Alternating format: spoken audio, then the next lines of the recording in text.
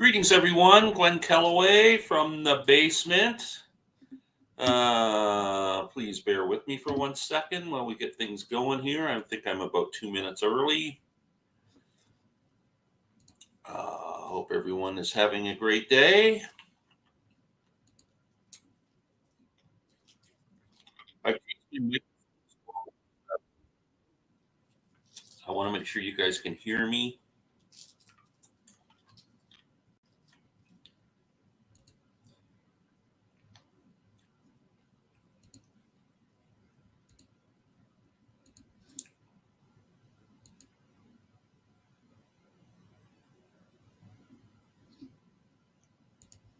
Done. Wow, 4 people watching already. Steve, I just emailed you a link. If you don't get it, let me know. Steve's free. In case you thought you had to pay for Steve. You don't. I got to change my banner.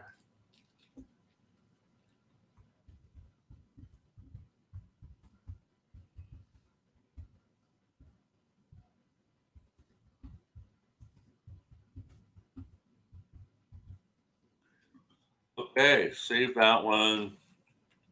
Scroll it across the screen. Hope everyone is doing fine tonight. We've got one comment. Hello, I hope all is well there. Danny, everything is fantastic. It's a big sports night for me, so I'm sitting here. The Jays are winning 5-0 over the Giants. The NHL draft is on tonight. There's all kinds of stuff going on. Hello, Mike. Hello, Jason. And I'm just waiting for somebody to show up with me here. Sam St. John or Steve from All the World's a Stage is going to join us tonight. And I forgot to tell Steve what our topic was. So he's going to have to wing it. It's been quite a busy week. I almost bailed on this tonight because I've had so much going on, man, with my birthday celebrations, my wedding anniversary, my daughter up visiting from Florida. Tomorrow we got to go out. Friday I got to go into Toronto and for the day. And it's a long weekend here. Canada Day on Saturday. It's crazy stuff going on. Good evening, Glenn and everyone. Thank you so much. Good evening. Greetings, one and all. Bedard went number 1 to Chicago. Yeah, that was kind of a no-brainer. And the other guys, I think they're all falling in kind of order too. There's been no trades, which that's usually what I watch the draft for, is to see if there's any trades. Steve, I'll put the link up here so you can get it. Okay, buddy? Just hang on a sec.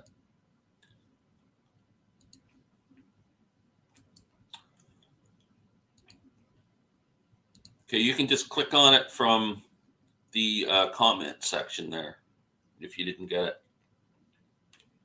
I hope Steve's got some clothes on tonight. I forgot to ask him to make sure he's dressed. You never know with this guy. He's a bit of a nudist or an exhibitionist, or he likes to show his nipples. I'm not quite sure what it is,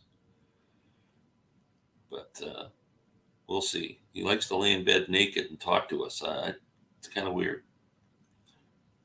Maybe on second thought, I'll take that invite away. Oh, man, what else is going on? All kinds of exciting stuff. No new records or anything. Larry Graves, I don't know if anybody watched my... there's Steve. We got him. Hey, buddy. There we go. It's me and you. I don't know if anybody watched my... there's Steve. Well, you got your... Hold on, I gotta get out of this. Hold on. Yep. You gotta close your other screen. All right, there we go. There we go. Good to see you, buddy. You too. What the hell is happening? Chicago just drafted Connor Bedard, number 1. Well, I'm not a hockey fan, but I saw some something on the news, and they were asking sports fans on the street. I have no idea about this, but the question was, did the NHL rig the draft so that the Blackhawks could have the number 1 pick?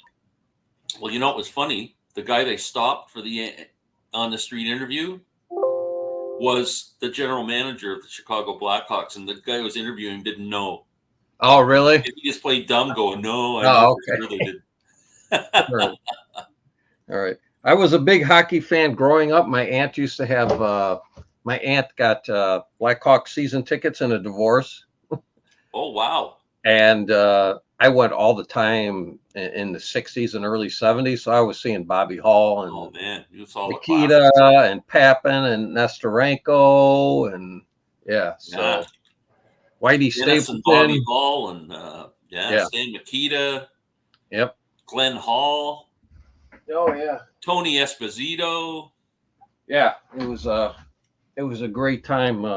even Bobby Orr played a year or so in Chicago. Yes. Yeah, he did. So Love when you and Larry go live together. Well, Danny, I hate to disappoint you. I only got Steve tonight. that's it. It's you and me. Okay. Well, let's fly. No, we're waiting for. Well, I know Sam's going to be late. Yeah, Sam's always late. That's his Yeah. stick. And That's Rob sent an email. He's going to be a half an hour late. So Midweek that's Crisis Live just doesn't have the same ring as Saturday Night Live. No. what is the theme tonight? I missed it. Well, tonight was supposed to be favorite albums of the '90s.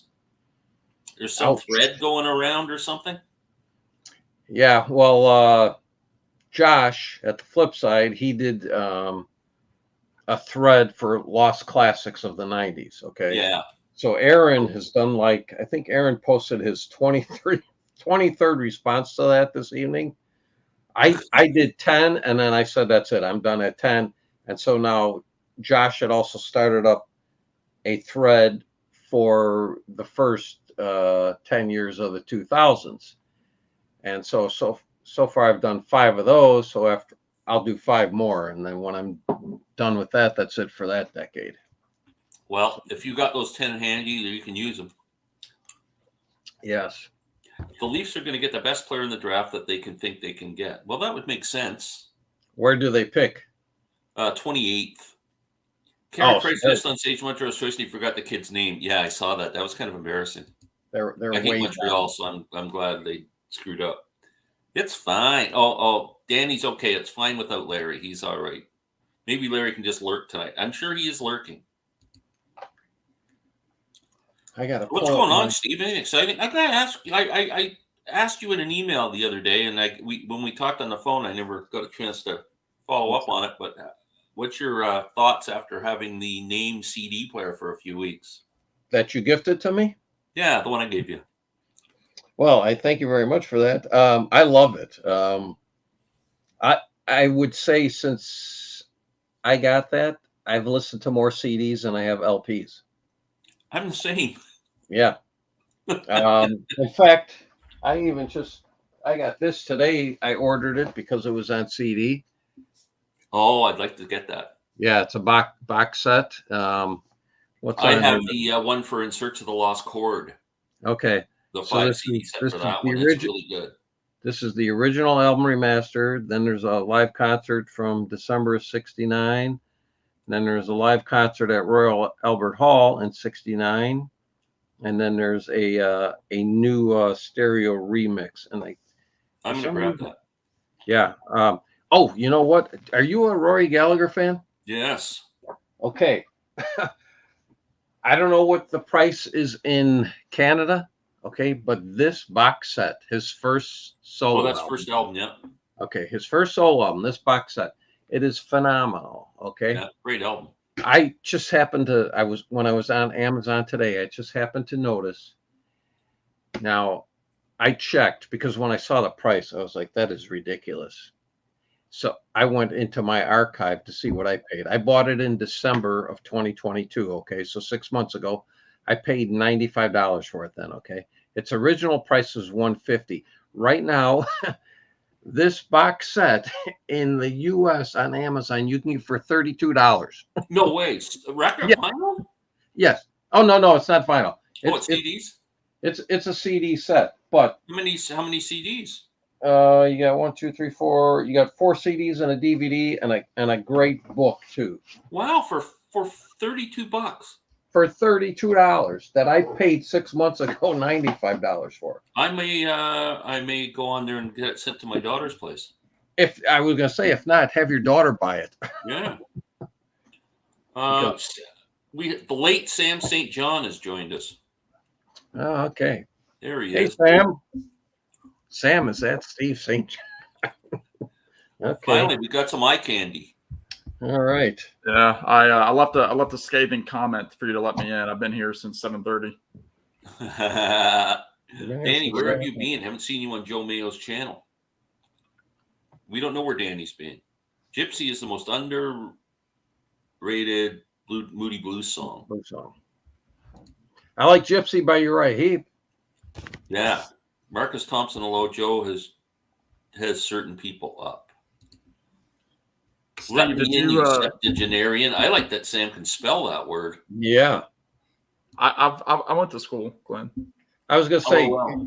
you were like an English or journalism major, weren't you, or something Yeah, like that? I was calm. Yeah, I did a lot of journalism. All right. That's where I was a journalism major in college. Oh, were you too? Yeah.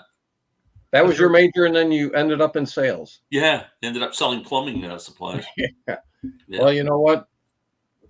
I ended up in sales too, and it was easier. Sales was easier. Yeah, I was in sales for I didn't have to work. I didn't have to work as hard at it.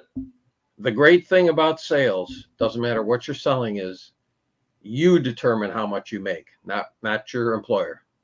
Well, kind of. Not the sales I was in. No? My employer had a lot to do with it. Oh, okay. I'm waiting for Rory's second album box set to go cheaper. Hi, Sam St. John. Everybody's got to say my name to, match Steve. That's right, because I'm not saying it anymore. Right, yeah, it's a like I said, it's a 4-letter, 3-letter word. That's right. I stopped at the turn of the century. You got plenty of pub the first 4 decades that I was doing. I've lost subscribers the last couple of weeks too. I actually gave Larry that Rory Gallagher album to review this week. What's that? I actually gave Larry Graves that Rory Gallagher album to review this week. The debut, his self-titled? Yeah. Okay. Because you also gave him Airbag, right? I did. Okay. You know what shocked me? Okay, Jack, the music guy, I hope he's watching and he can I saw that comment. Chime in here. His grandmother is a fan of Airbag. Okay. Wow. And so I sent him a text and I said, "Are you kidding me, Jack?" And he says, "No." He says, "Really?" And I said, "How did she come across them?" And he said, "I'm not sure, but I'm hoping he checks and finds out where Grandma came across that." Did you see my comment? Yeah, I did see that. Yes. I think he got confused. His grandmother threw up in an airbag on an airplane. Yeah. He didn't know the band airbag. She threw up in an airbag. There's a difference. But you know what? His grandmother is probably our age, Glenn. Yeah. If not younger, honestly. You know what? She's probably younger. May even be younger. Yeah. I was gonna say my mom's oldest sister is 62, and she has a 16-year-old granddaughter. So okay, Jack's 17. How old's your grandma, Sam? 81. I was gonna say she's probably close to 80. Yeah. Yeah, her and my granddad. They're on my mom's side. My dad's mom is who's still living. She is 84. She was born in 39. Well, sure, throw your grandparents in our face. Ours are dead. Yeah, make us feel bad. I mean, I was lucky. All my grandparents made it to their 90s. I only had one made it to 90. I knew my grandmother on my mom's side was 93, I think. I was very fortunate to know my great grandma who died when she was 95. I was a senior in high school. Yeah. Wow, as senior, you still had a great grandmother. Yeah, and her thing was that she wanted to. Like her little kind of quip was like, "Oh, I'm ready to see this grandchild graduate." And then my oldest cousin on my side is 40, so she saw him graduate. And she's like, "I want to see the next 2." And then she kept going and going. So she didn't quite make it to. It's me and 3 others that graduated at the same time. But I hate to sound like I want my family members to pass or anything, but we used to go visit my wife's dad in a nursing home. And there was this woman in the nursing home, and she was over 100. And she was as spry as any of us. Like she was still like they had pictures of her riding motorcycles and crap like that on the wall. And her poor kid was coming to visit her, and the kid was like 80, and the kid's in a walker. It looks like it's on its last going to visit her mother. Like I'm just going. At some point, do you not get 1 second just to be an orphan? It's like Prince Charles. Yeah. Yeah. Is anybody going to get to be king? He'll be king for a year. Yeah. Sorry to any British fans out there. Do we have any? Well, Glenn kind of. Well, you know what? It's what? 6 hours. Well, 6 hours past me, so 5 hours past you guys. So what is it? It's What, Britain? 1 in the morning, 2 in the morning there Yeah. right now. We usually get the odd guy. Who had that? Didn't somebody comment that they wanted Rory Gallagher Deuce to go on sale? Yeah. Okay, what is your favorite Rory Gallagher album? Mine is Photo Finish. I just pulled up on Amazon Deuce, which is the box set is very similar to the here I have it here. This is the CD box set of Deuce. Okay, Amazon. Let me see what I paid in December of 2022. Also, you have Deuce already. Yeah, I paid $63. It's for $56 now on Amazon. This is 4 CDs. It's the original album, then outtakes, and then a BBC concert. Wow. So, but his brother, what's his name? Donald Gallagher. He has control over the estate, and he's done a great job with these reissues. He's only done these 2, the debut and Deuce. So I think third is what? Is it Tattooed Lady? Yeah, I think third Tattooed, album? Yeah. So I'm hoping there's a great version on that, because that and then Against the Grain, those are my 2 favorite Rory Gallagher albums. Wow. I got to see Rory twice. He was a guy, I think I saw him 4 or 5 times in the 70s, never saw him beyond that. But he was always a guy, he was never, at least in Chicago, he was never a headliner. He was always on a bill of 3 acts, but he was normally like number 2. Yeah. It was I saw him with Taste when before he was on his own. Oh, you saw him with Taste. With opening for Blind Faith. Oh, okay. And then I saw him in a pub. I saw him in a bar that holds like 100 people. Yeah. Yeah. And an afternoon performance, believe it or not. What year was that? Probably 72. So he was on the Deuce tour then. Yeah, probably around 72. I'm guessing it could have been 71. I had to be old enough to get in the bar. Yeah, I mean, like when I saw him, it was probably 74, 75, 76. I was 18 in 71, so I'm thinking it was 71 or 72. Okay. And then I was, 21 at 33. You know what, Sam? You would like Rory Gallagher because he does a lot of acoustic stuff. Mm-hmm. He is a phenomenal guitarist. Oh yeah. To me, he is probably my favorite slide guitar player. Yeah. I mean, but he can also play saxophone and harmonica. He's fantastic, and he just always put on a great show. He's a great live performer. Well, but he's just got me wanting to look for those sets.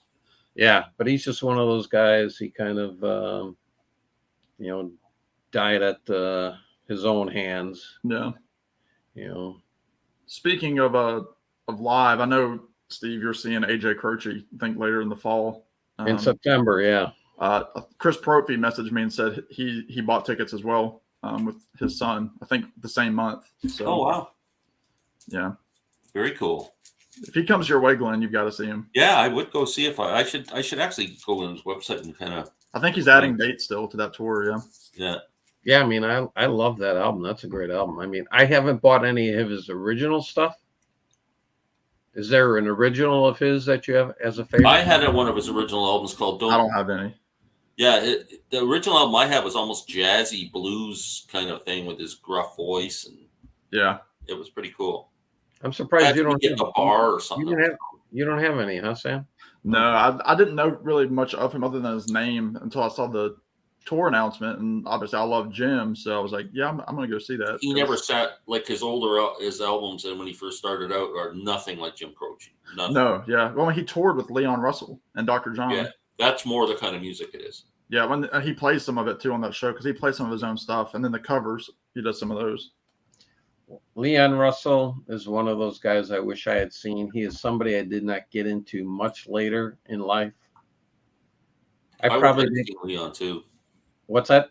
I wished I'd have seen him too. Yeah, I really did not get into Leon Russell until about 4 or 5 years ago, and now I've probably got maybe 3 or 4 albums to complete his discography. Oh, his early albums are great. Oh yeah, and you know what? It was just because of the time. Okay, Tightrope. I think that came out in '72, so I was 16 years old. That wasn't the kind of music that was grabbing me when I was 16 years old. You know. So have you heard his Signature Songs album? No, I do it's not. Out on Dark Horse. I think it came out about 10 years ago, but I just discovered it this year. It's him just sitting at the piano doing all his big songs. It's really intimate, and it sounds fantastic. Do you have the album that he did with Elton John? I didn't like it. I don't have it, so I'm just curious. Which is funny because they say that AJ Croce is like he would be like the godson of Leon and Elton if they had a son. Mm-hmm. Okay. But I'll tell you another note. One of my proudest moments is I essentially, because I work in retail, but I don't do the retail side of it. But my boss knew that I liked music a lot, and she loves music too. So she said, "Hey, we need this type of music for this store. We need this type of music for this store." So I helped. One store I made the entire playlist for. So like if you were to come into our store, it's all Sam music playing. Oh, really? It's all brothers. It is. It's all brothers. Yeah. Yeah. It's a family affair where I work. Yeah. Okay. That's hilarious. Yeah. Because I went to one of the stores today and heard it. Because I don't work in the store, so I never hear it. So like I went in the one today and I was like, oh yeah, I know all these songs because I put them together. Yeah. Because I picked them out. Yeah. I got to see what the peanut gallery is saying out here. What's your favorite Rory Gallagher? Okay, we already did that. Quit asking that question. I'm happy you remember me. Thanks. I also remember you, buddy. These guys are having a love affair on our. No, you can't pick a live album, James. You have to pick a studio album. Yeah. Live albums are unfair because they're basically greatest hits. So it's kind of a stacked deck. Glenn, are you ready for Golden Earrings follow-up to the Hilt Contraband? Larry just gave me another one called T&A or something, and I don't know. I don't like the title of it. That's kind of gross, but I'm going to listen to it. But I love. Have you listened to that album To the Hilt by Golden Earring? I have their entire discography. That's a great record. Golden Earring never made a bad album. Some are worse than others, but I like every album they made. And the Tits and Ass album, that came out 2012. So it was before things were politically correct charged. Plus, they're a European band. They're not as uptight as we are. So they were fine with that title. You have to. You can't swear like that on my channel. You have to say Pits and Bass. Okay. What the fuck are you talking about?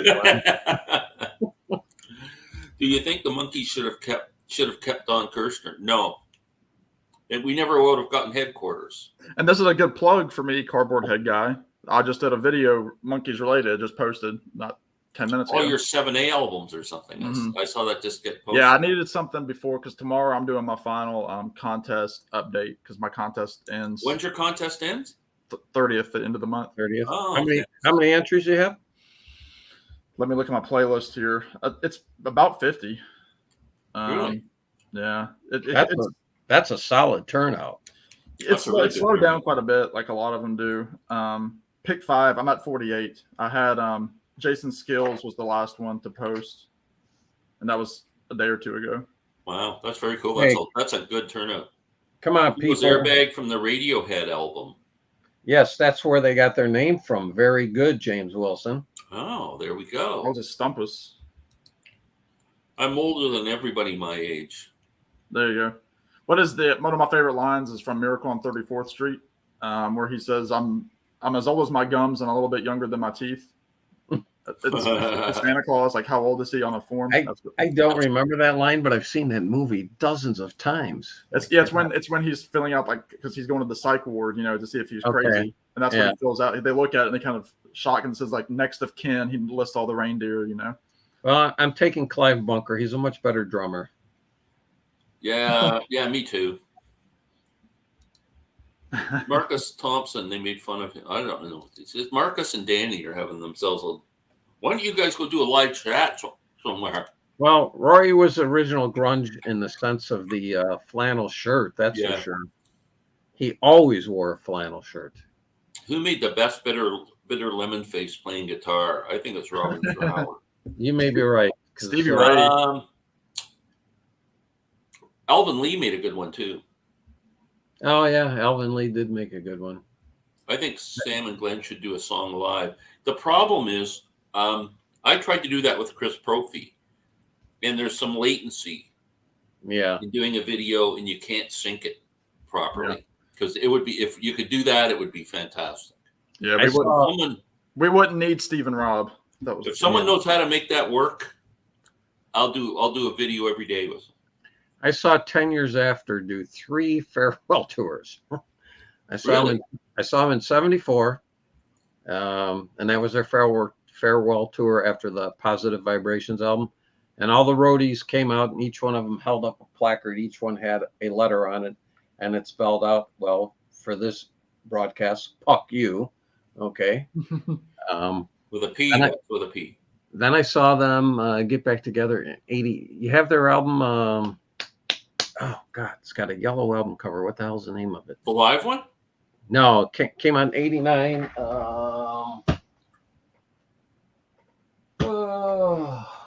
About Time. I don't have that one. About Time. I've never seen that album. This is a great album. This is better than some of the stuff in their heydays. I'll in look the that up. 70s. About Time, yeah. I'm a big 10 Years After fan. Yeah, I saw them on this tour in 89, and that was kind of a farewell. And then I saw them again in 2000. They regrouped again. So, I mean, they were great every time I saw them live. I love Alvin Lee. Definitely in my top 10 favorite guitarists. Oh, yeah, amazing. Yeah, I agree. I saw them in 1970. That was the only time. Oh, so that was like the Watt or the Shh tour. After Woodstock. Yeah. Did you see that Dylan did West LA Freeway? No, I didn't see that. It was his first time since 1999. And didn't he do a Van Morrison song the other night? He did Into the Mystic, and it's beautiful. Into the Mystic, yeah. It's awesome. I saw an article on Ultimate Classic Rock's website of like every song he's done so far. How he's doing just these, I mean, beyond deep cuts. I mean, yeah. So. I wish the hell he'd announced some tour dates for the fall. Damn. Yeah, he's stopping at July right now in Japan. He's almost done, right? Yeah, it'll be maybe July 6th, something like that. Yeah, another week or two, he's done. Yeah. Also, I thought he had something coming here in Chicago.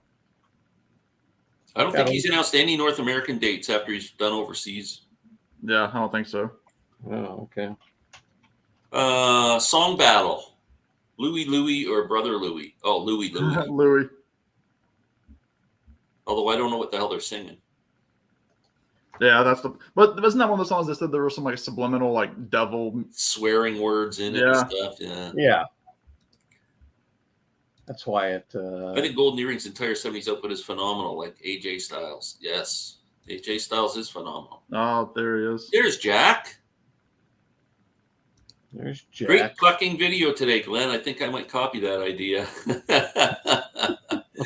Thanks, John. Oh, yeah, no concerts. That makes you a pucking thief if you steal that idea.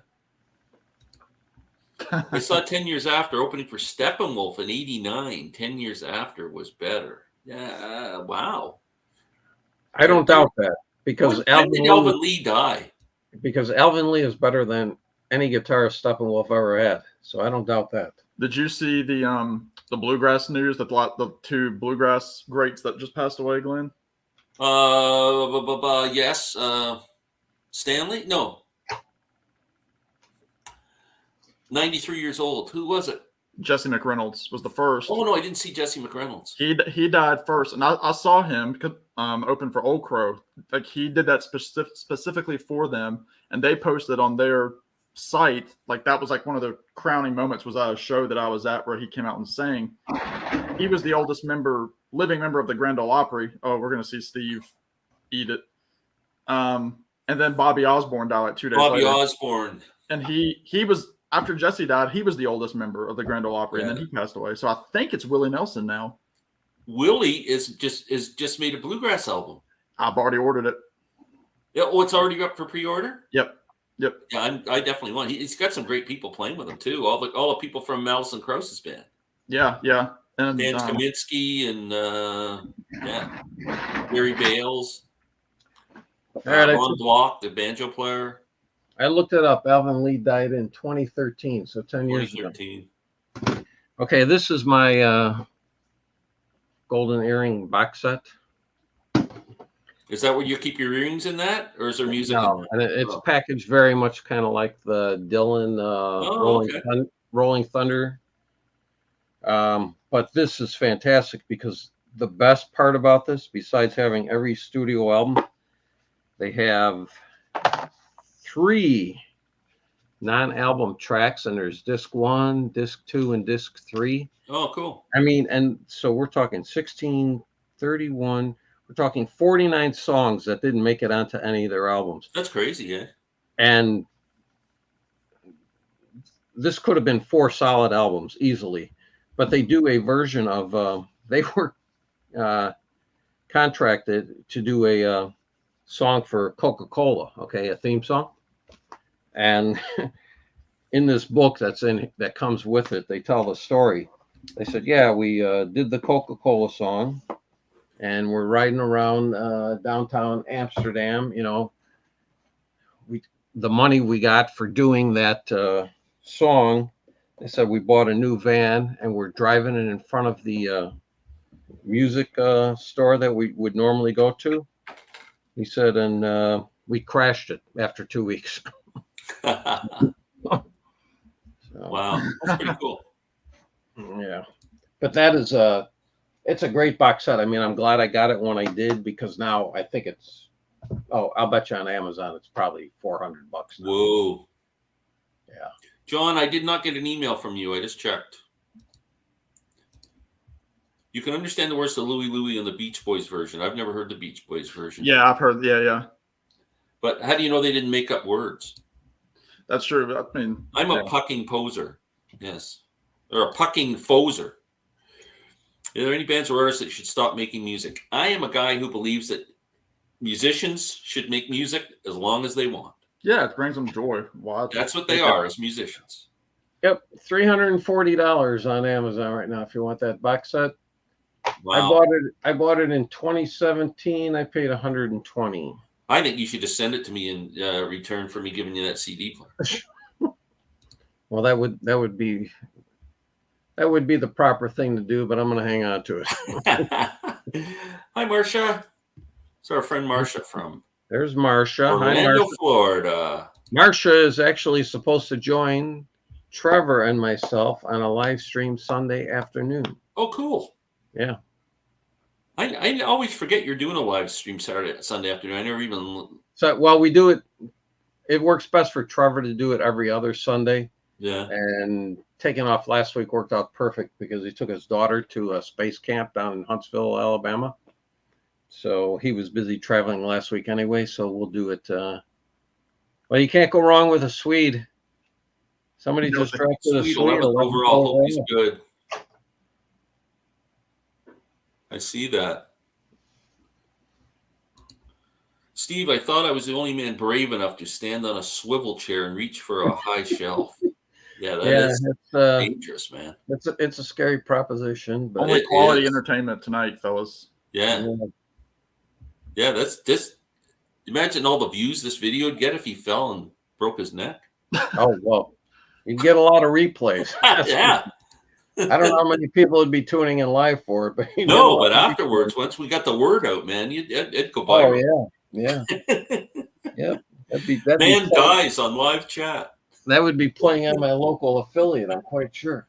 Speaking of, You should. speaking of, I gotta warn everybody. Whoever comes on this live chat should wear a hard hat. speaking of the last 2 days here in Chicago, the haze from the fires in Canada, it has been miserable. It's been really bad. I was gonna say we got it down here today, and the Yeah. air just stinks. Well, I'll tell you what. We're getting sick and pucking tired of you guys smuggling your guns up here, so we're sending you some smoke. Blow some smoke up you here. must, it's not that we're smuggling it, Glenn. You must have buyers. Yeah, no kidding. Rob wants in. Should I let him in? He's like, I can see him in the back. He's going like this, waving at me. And Oh, you see him? yeah, I don't know. He's late. I mean, let him sit and wait till we're finished talking. He said 8:30. It's a little bit after 8:30. And we only let Beatles fans on air anyway. We all know Rob's not a real Beatles fan. He's rolling his eyes now. He's getting angry. And I'm just waiting for the smile We to don't- leave we his don't need face. And then somebody I'll let him angry. on. We'll We give don't him need a anger. stew for another. Let's say something else about it. What else? And Taylor Swift. And come on, Yeah, grow up. grow up. And he said he hated country music on his Yeah. contest entry. What's that all about? He said it was a bad album. I was like, Oh, ugh. I don't even want him on. I'm just going to get rid of him. He said which album was bad? He'll have to tell you. I can't remember the name of Oh, it. he but- hates everything. I mean, He was. I didn't know you could hear us. You're giving me all kinds of shit, and yet Sam misses weeks and weeks and weeks on end, leaving you and I to shoulder the burden ourselves, and I'm the one that gets treated like the sorry that redhead. I'm He's trying outside to affairs. deflect. I love the deflection. That's perfect. Jesus, You're a true salesman. I know. I was off. Your Getting my product son- sucks. Oh yeah, well look at my competitor. I was getting my son to bed. Sam was at Dollywood. Yeah, I know. I agree. I know. You're both a couple of losers. I've been to Pigeon Forge, but I never stepped foot in Dollywood. It's a nice park, but Pigeon Forge is. I told somebody the other day, and it's jokingly referred to as the Myrtle Beach of the Smokies because that's Yeah. I've been exactly what crapped it on is. by pigeons, but I've never been to Dollywood. Kind of like the Wisconsin Dells for the Midwest. Yeah. Hey Rob, do Yeah. you have the album? Do you have the new one? I do. Do you like it? Do you like it? Who is it? It's Noel Gallagher. Oh, I am. It did not meet my expectations. It's not bad, but it did not meet my expectations. I liked it. I just got it today. I liked it on first listen. I'm not going to say I liked every song, but there are some outstanding songs. on There it. are, and I guess I judged it on the basis of the first single, which was incredible. And I don't think anything else was. Which was the good. first single? Was it Pretty Boy or Council Skies or? No, hold on, let me grab it. Did, I mean, I bought the CD because I was like, okay, I'll roll the dice on a $14 CD. Do I want to spend $40 on the album? If I like the CD enough, I'll buy the album. Okay. I think "Easy Now" was the single. What did that album run up in Canada then? What was the price of that? Oh, geez, it was $54. $54. I was gonna say it was like 40 here. So Yeah. I mean, that's why I was just telling Glenn, and I'm not gonna say his name. But I figured I'd roll the dice on $14 for the CD because if I like it, then I'll buy the album. Yeah. Because I can get it for like $40. So I would say I think I've listened to it 3 times now, and it's good. I don't think it's as good as the first High Flying Birds album, okay. but it's certainly better than the last one. And I think it'll grow on me. It's a little more moody than I expected it to be. It's a little more, Well, is this leading up to his divorce? Is that when he's writing it? It could be, yeah. Yeah. Which would explain it. Right. It's a little, I guess it's a little melancholy was kind of the feel I got when I listened to it. Right. I mean, the album of his that I have a hard time with is Chasing Yesterday. Agreed. I'm not a big fan of that album. No, and the one that came after that, the something Who the Built moon. Who Built Yeah. the Moon? Yeah. Who Built the Moon? That was a little too over processed, and a lot of it got away from guitar and a little more into synth and process stuff. It's got a little techno feel to it, that's Yeah. for sure. Yeah. And that really turned me up. I loved the first one, the self-titled release. I Yeah, thought was that outstanding. first album's great. I saw him on that tour. Oh, did you? Oh man. There's a band called Mona, Mona.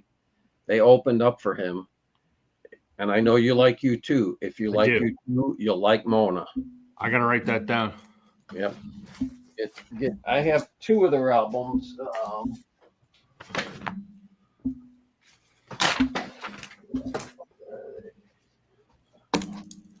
Are they reissuing the Oasis albums right now or something? Because I just saw some Oasis albums. I have everything on vinyl, and I They bought did a couple all years ago. I bought all of those in the last 5 years. They did. Yeah, they did like a vinyl of What's the Story. But There's the one, Mona. Yeah. That's the self-titled debut, and then Torches and Pitchforks, which is their second album. But seeing them live, I was like, man, boy, these guys sound a lot like U2. And I bought the debut on the way out at their merch booth. I'll give it a go. I'm intrigued.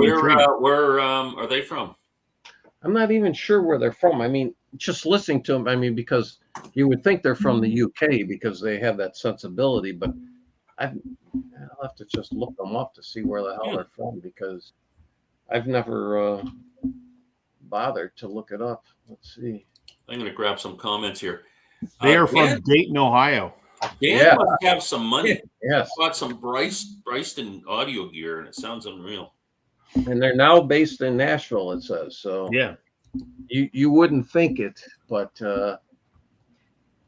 and actually they only put out one more album after that in 2018. So I don't know if they've disbanded or they were a victim of COVID and they slowed down, who knows what, but they haven't put out an album for 5 years.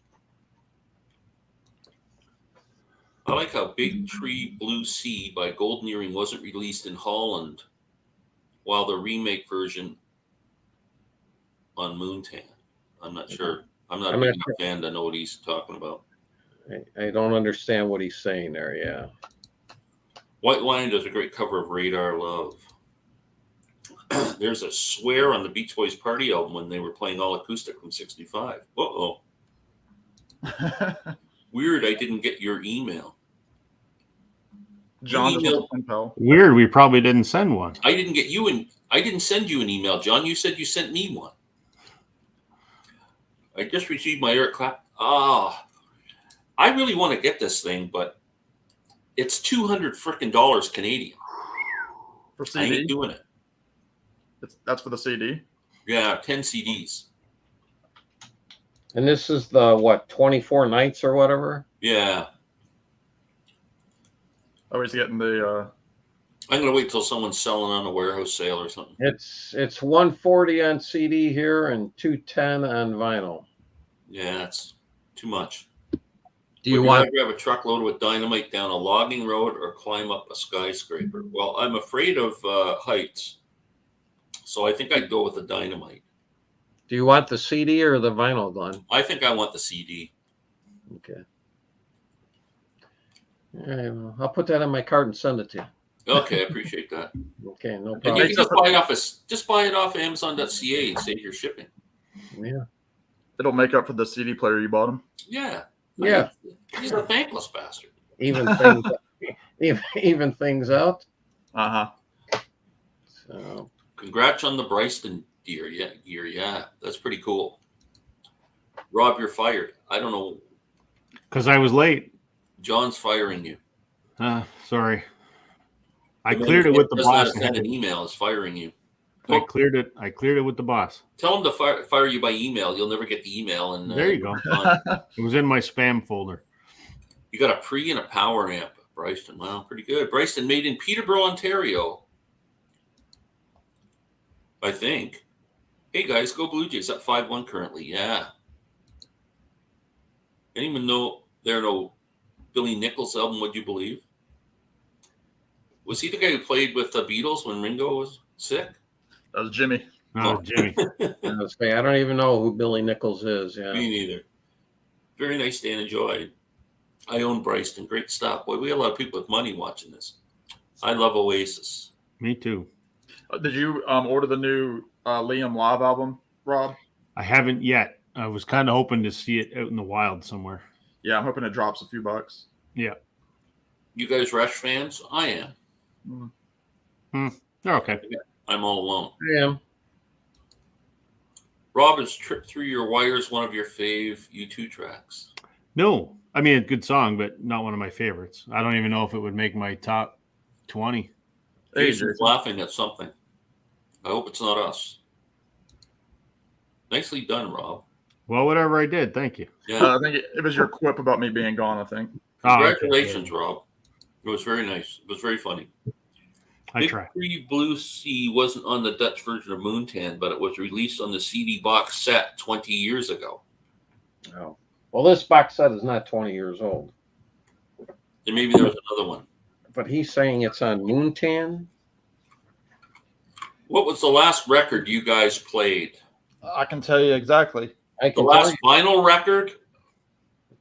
We won't say CD, the last vinyl record.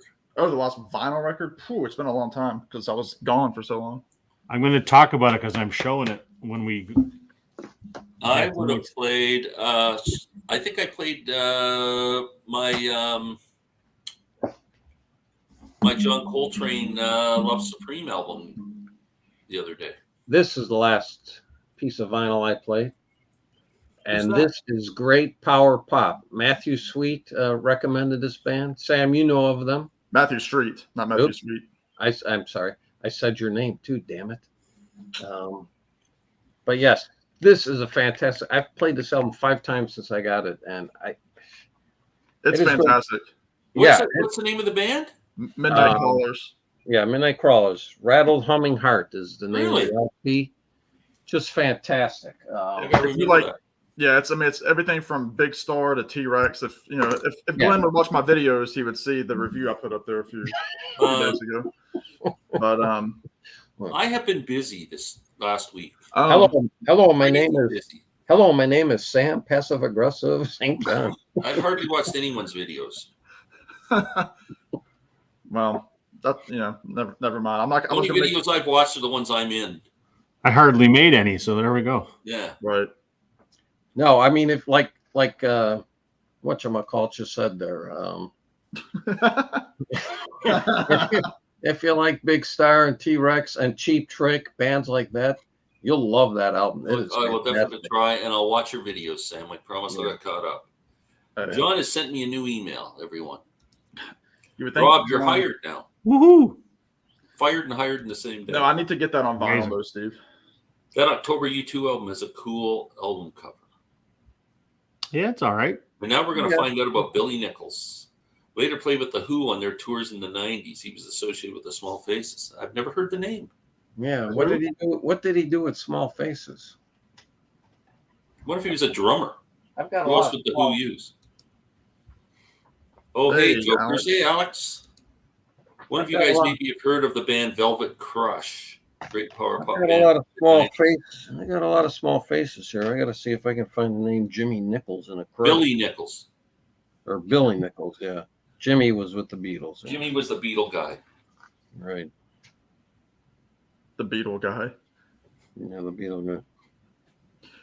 Y'all might have talked about it last week. What format do you think the new Beatles song is going to be released on? Like, do you think it's going to be part of something? Oh, yeah. Mm, That's my long answer. Yeah, That's would be my short interesting. answer. I mean, I think it's got to be because they're not just going to drop a song. I mean, because all of us Beatles fans, and I'm a Beatles fan, despite what Glenn says, we'll all drop the money for whatever the hell it is. So why do a single for $5 when they can do something extravagant and we're all going to shell out $100 because we're all going to do it. So Yeah. Sure. Yep. yeah, it'll be all about the money. Yep. For sure. However they can get the biggest bang for their buck. But you know Because what? They're They going to need get it. it. What's that, Steve? I think James is right in the comments there. Probably a new anthology box set. Somebody mentioned that it might just be the anthology out like on digipacks Maybe.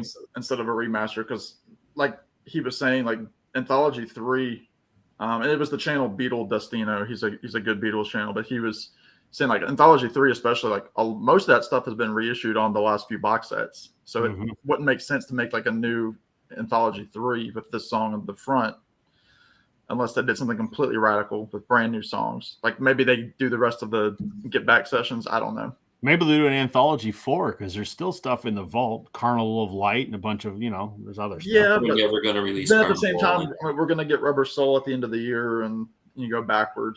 So I hope not. Hey, guy in the bottom right-hand corner there.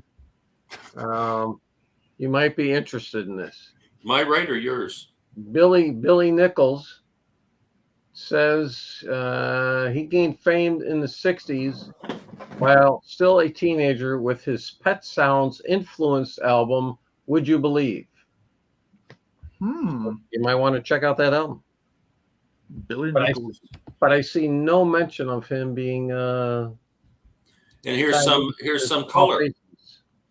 Billy Nichols and the Small Faces were on the Immediate label together, and the Small Faces sang and played background on Billy's one and only 60s album. Oh, okay. So he would have had Steve Marriott singing. So let me look up Would You Believe and see who's on. Oh, yes, here you go. His Would You Believe album. Steve Marriott's on there. Oh, John Paul Jones is playing bass on it. Oh, Ronnie Lane is it. Jerry Shirley and Kenny Jones on drums. Wow. Nicky Hopkins on keyboards. Wow, he's got an impressive. Oh, he had an all-star band there. I'm going to have to seek out this album. Yeah, might have to look him up. Let's see if this is even available on. What happened to Rob? He got mad at us. He was late and wants to be late again. Oh, are we gonna? Should we start talking the 90s or should we? Wow, the Billy Nichols CD you can get on Amazon for. Now this is strange. You can get the CD for $82 or the LP for $40. Oh gosh! Wow. I'm not sure I've ever seen that before. No. Where the CD is twice the price of the vinyl. I can tell you where I saw that on deep discount when they resold Let It Be on vinyl. Yeah, Okay. for $40. All right. Wow. Are we going to start our 90s theme thing? Let's do it. Sounds good. You guys explain what we're doing because it was your ideas. All right. I sort of, JC had started that theme about forgotten 90s classics. So I never did a response to it. I haven't been doing any threads, to be quite honest, but I liked the idea. So I thought, we did our favorite 90s albums months ago. Mm-hmm. I thought we did because I was picking albums. I'm going, I think I showed these before. Yeah. I went through mine and there was a ton that I hadn't shown. And so I thought, we could chat about albums that, in the spirit some of are repeat. Some may be repeats, but I was like, let's not show something like Oasis, What's the Story, Morning Glory, or Smashing Pumpkins, Melancholy, Infinite Sadness, because those are huge. But what are some other really great 90s albums that maybe people have heard of and have forgotten about or didn't know to begin with? That was kind of my thought. So I like your thought, Rob. Thank you. Well, Rob, since you're the thinking man, you can go first.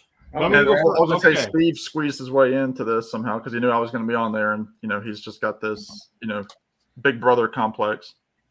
All right. Actually, Glenn invited me when we spoke on the phone the other day. Okay. Well, you're wearing a shirt that has my nickname on it there, so I don't know. What, Young Blood? To say I can't. Go ahead, Rob. Sorry. All right. So I don't have mine in any particular order. I think I got 10, maybe I got 11. So these are not in any particular order. But from 1991, I went with the Crash Test Dummies, Ghosts That Haunt Me. Classic Canadian record. They were a Canadian band. They're now actually based out of New York and have been for the last 20 some odd years. People will, if they don't recognize the name or the album cover, Brad Roberts, who's the lead singer, guy with a ponytail, looks like that guy right there, has a very, very, very, very deep, voice. It's the signature of this band. The one hit on here was Superman's song. Yes. Superman Never Made Any Money, Saving the World from Solomon Grundy. Yeah. Great song. They had a follow-up album to this, God Shuffled His Feet, and that had the hit. But this is the one I'm going with. I love Superman's song, and a great acoustic rock. I guess maybe the best way to describe 90s acoustic rock, I guess. It's kind of a 90s roots music or something. Yeah. Sure. But commercially successful and Very. just a damn good album. So Crash Test Dummies. That's a good one. Sam. Well, I've got a few that might be considered a little bit too much of a hit, but they weren't necessarily like blowout records like What's the Story, Morning Glory, or anything like that, or like a Michael Jackson album or something. But this is one of the big ones I'll start with. I'm gonna go with Division Bell by Pink Floyd. I was going to do that one too. What was this, from 91, I think? Oh, that's later than that, isn't it? Isn't that 90? Oh, it was 94. It was the year I was born. Yeah, it's 94. Oh, Jesus, rub it in. Yeah. Christ. Well, I was almost finished high school. Jeez. yeah. Yeah. Well, Christ, I'm practically collecting Social Security by 94. Yeah. well, I was growing ear hair by then. I am now. What's wrong with that? But I mean, it's like it's the trio of Pink Floyd minus Roger Waters. It's the second album in that lineup essentially, and the big single was High Hopes, which is a fantastic song with beautiful slide guitar by David Gilmour. To me, it stacks up with some of Pink Floyd's best work in terms of that song in itself. But other songs like Lost for Words, A Great Day for Freedom, Marooned. I really like this album a lot. I didn't get into it till this year. And obviously, it was like the blueprint for what ended up being the final album with The Endless River in 2014, which was just, a lot of the demo tracks that they added some new guitar and drum fills to, with Richard Wright playing posthumously. So I'm going to go with Division Bell, even though it was a big album for Pink Floyd. I mean, it wasn't, because Pink Floyd it was, the end of their career. So I thought it'd be okay. I like that album. It's a solid album. I like that album. Yeah. Steve? All right, I'm going to go with, from 1991, two very famous rock stars. They put out one album, and that is The Law. Do you know who Jimmy that is? Page. Pardon me? Jimmy Page. And... Nope. You're thinking of The Firm. Oh. This is Paul Rogers and Kenny Jones. Okay. Interesting. But a lot of great guests on here. Got David Gilmour, Bryan Adams, Chris Rea, Pina Palladino, who's played bass for The Who since John Entwistle. And you know who else he plays for? Steve at All the World's a Stage. He is the bass player for the John Mayer Trio. So, yeah, well, I am not going to hold that against him. and you know who the drummer is? Steve Jordan. Two They all make mistakes. huge names. Okay, yeah. Yeah, So, Mr. Spice Girl over there saying that. I would tell you the opening Paineswell. the opening track on this, For a Little Ride, just a great song. I don't know why they just gave it up after one. I don't know if this tanked or what, but it's a pretty good album, especially considering the era. So that is one of my picks for the 90s. Well, my number 10 is an album that was pretty popular in 91 when it came out, but I got to show it anyway. It's Mark Cohen's Walking in Memphis. self-titled debut, Walking in Memphis. I'm trying to find that on vinyl. Yeah, that'd be a good album to find on vinyl. It's a really good album. It stands up. Yeah, it does. And there's a song on here. It's the last song. My wife and I started going out in 1991. And this album came out. And there was a song on here. The last song's called True Companion, which we kind of, it's almost like our song. It's so this album's kind of special in a personal way, too. Happy anniversary, by the way. Oh, thank you. Yeah. Yes, sir. You want to catch up there, Glenn? In fact, Sam, that's one of the CDs I sent you, right? Didn't I send that one to you? You did. Yeah, Yeah. I haven't listened to it yet, but it's in my stack of to listen. I have Okay. a big stack. Good job. That's fine. My sister saw him play solo. He was touring with Sarah Jarosz, and there's another female singer-songwriter. I can't remember off the top of my head, but she said his part was fantastic. For all music, he did on an uncredited background vocals on Ogden's Nut Gone Flake. Oh, yeah, that makes sense. He's hanging out with those guys. Would you rather skate laps around a packed rink during intermission or run the I'd rather run the bases at a baseball game. Bases, for sure. I'm a terrible skater, so I don't know if I would I get around the rink by the time intermission was over. I got to go skating once at the Air Canada Center, and it was like a public skate thing, so I made sure I wore my Habs jersey. That's kind of rude. I know. Okay. I know. Marsha, thanks for the factoid. I didn't know that.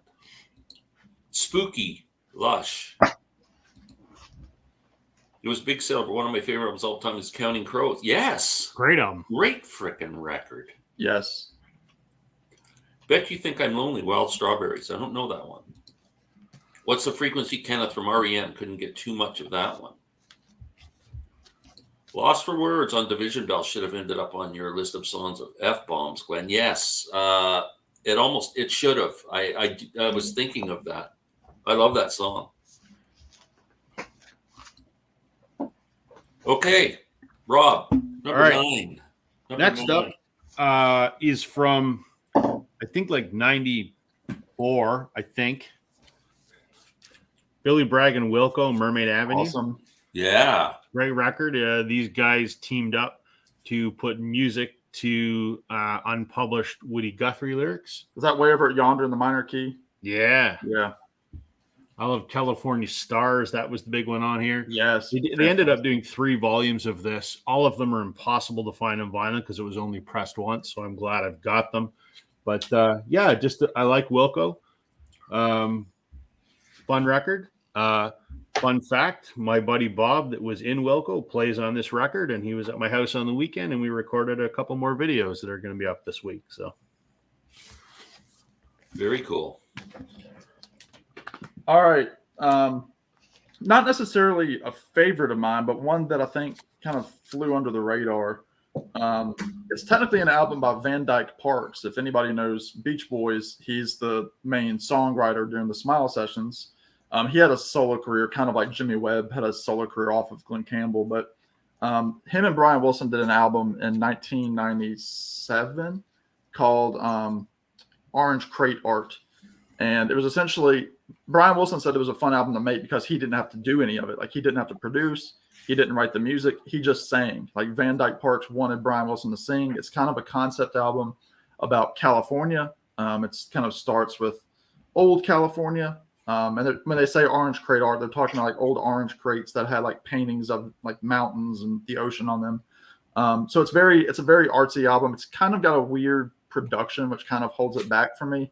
But if you're, a Beach Boys fan and are interested in, kind of a Brian Wilson side project, this is one. Again, it was released a couple of years ago on Omnivore Records, which is what this is from. It was the first time it's been reissued on 2 discs. It's got their album with some new songs, including a cover of they do Rhapsody in Blue, Love Is Here to Stay, and then What a Wonderful World, the Sam Cooke song. It's the Louis Armstrong version. But then the second disc is all just the music. It's just instrumental, so you can hear how it sounded before Brian Wilson. But Orange Crate Art from Brian Wilson and Van Dyke Parks. Wow, interesting. All right, I'm up, right? You're up. My next one would be, it features my second favorite female singer. My favorite is Inga Rumpf from the band Frumpy. But this album, Concrete Blonde, Bloodletting, Jeanette Napolitano, fantastic voice. I love this album. 1990, you might know the song Joey. That was kind of the hit from it. Mm-hmm. But Peter Buck from REM, he plays on this. But this album did better on the charts than I realized. It hit 49 in the U.S., but it hit 4 in Canada. So you guys should know this album. Well, I know the name Concrete Blonde for sure, but I can't recall the songs. Okay. Well, fantastic album. I love this album. Wow, interesting. So check it out. Now that I'm passing a bunch of comments here, but James Wilson, I love Concrete Blonde. There you go, James. There you go. James, you have impeccable taste. Okay, I have a story behind this because this album was kind of disappointing, but it's a super group that was put together in 1991. They made one album called Little Village, I know who you're talking about. and it's my favorite guitar player, Ry Cooder, John Hyatt, Jim Keltner, and Nick Lowe. Pretty much a super group. And Yeah, I need to get that. these guys were actually all playing on John Hyatt's album "Bring the Family." That's how they got together. And then they toured this album. This album was kind of disappointing because so four really talented musicians and the songs are kind of weak. But they toured, and I went to see them, and the tour was fantastic. Live, they were incredible. The songs came to life, and they played a lot of John Hyatt songs off of that "Bring the Family" album. And there is a CD available called Little Village. That's it. Crazy About an Automobile. It's a radio broadcast from Boston. Yeah. And 2 CDs, and it's on the Vox, ROX, label. If you can find it, it's fantastic. You agree, Steve? You like that live album? I do like it. And my only knock on it is, and it happens on a lot of FM broadcasts, is because there's kind of like a cutout, and you're not hearing in between the songs because they're condensing it for the sake of saving time. Yeah. But other than that, yeah, I have no complaints about the album. It's a very good live album. Yeah, excellent. Yeah, it's not an official release. It's I don't know, these companies that do these radio things. I don't know where they get them from, but okay, let me get caught up here. New Miserable Experience, Gin Blossoms. Yep. I've got that. I thought about that album. I have it in my collection. Matthew Sweet, Girlfriend, holds up really well since it came out in 91. I'm not familiar with that album. I like that album. That's a good album. I echo Marcia's comments. I can't get into Loco, but I really, really like that Mermaid Avenue album. I feel the same way. Wilco can be a challenge. I really like the early stuff, say about the first 3-4 albums, and then they got a little too weird for my taste. So like Being There and the self-titled one and Yankee Hotel Foxtrot. I didn't like any of those ones. I like them. Yeah, I couldn't get into those. Weird, but yeah, Mermaid Avenue's great with Billy Bragg. That was my gateway to Wilco, actually. Greenberry Woods put out an album called Big Money Item in 1996. This great homage to Carl Wilson called Go Without You. Oh, interesting. Another one Sam might be interested. Huh. I love Concrete Blonde. We already know that. I think we saw that. I like Concrete and love Blondes. Okay. You probably have more luck with the Concrete, though, Dan, with your sense of humor. How many CDs do you have, Steve? More than Glenn? I have about 4,000 CDs. Oh, I've got 4,001. You win. No, I got about 2,000. Okay. So Steve's got about twice as many as me. Okay, look at this. Whoa. Josh, Wow. you are like the moly. most generous human being, man. Thank you. Wow. Why $27.99? It's always 99. I don't understand why you have to do that, but it's always It's probably the exchange for whatever it is in America. Is Josh in the U.S.? Okay. no. That doesn't divide by 4 very nicely. No. Yeah. Well, Right, guys? We'll flip Yeah. a coin to see who gets the extra penny. But thank you, Josh. That's very, very cool. Yeah. I couldn't get into Wilco or Sunvolt. I freaking love. That's Oh, my hold on. Time out. What's my cut on that $27.99? divided by 20 would be $6 and It's going to be a 0, Okay. yeah. just like what mine and Sam's is. Now- I thought so. Thank you for straightening From what me I'm out, there, told, Brad. I don't know how it works, but from what I'm told, YouTube takes a pretty healthy cut out of this freaking money. Yeah. Oh, I'm sure they do. It's the only options I get on the YouTube app. I gave him six. Yeah, I know. The guy's given me $100 in the last couple of weeks. Wow. I mean, it's Wow, very really? generous. Thank you. Generous Oh, of you, yeah, Josh. Yeah. Wow. Glenn, you should take $1 less for that concrete burn on me. I'll send you $1, Dan. Okay, back to Rob. All right. This is from, I think, 91 or maybe 1990. This may border on a big 90s album, but the hell, then I'm going to show it anyway.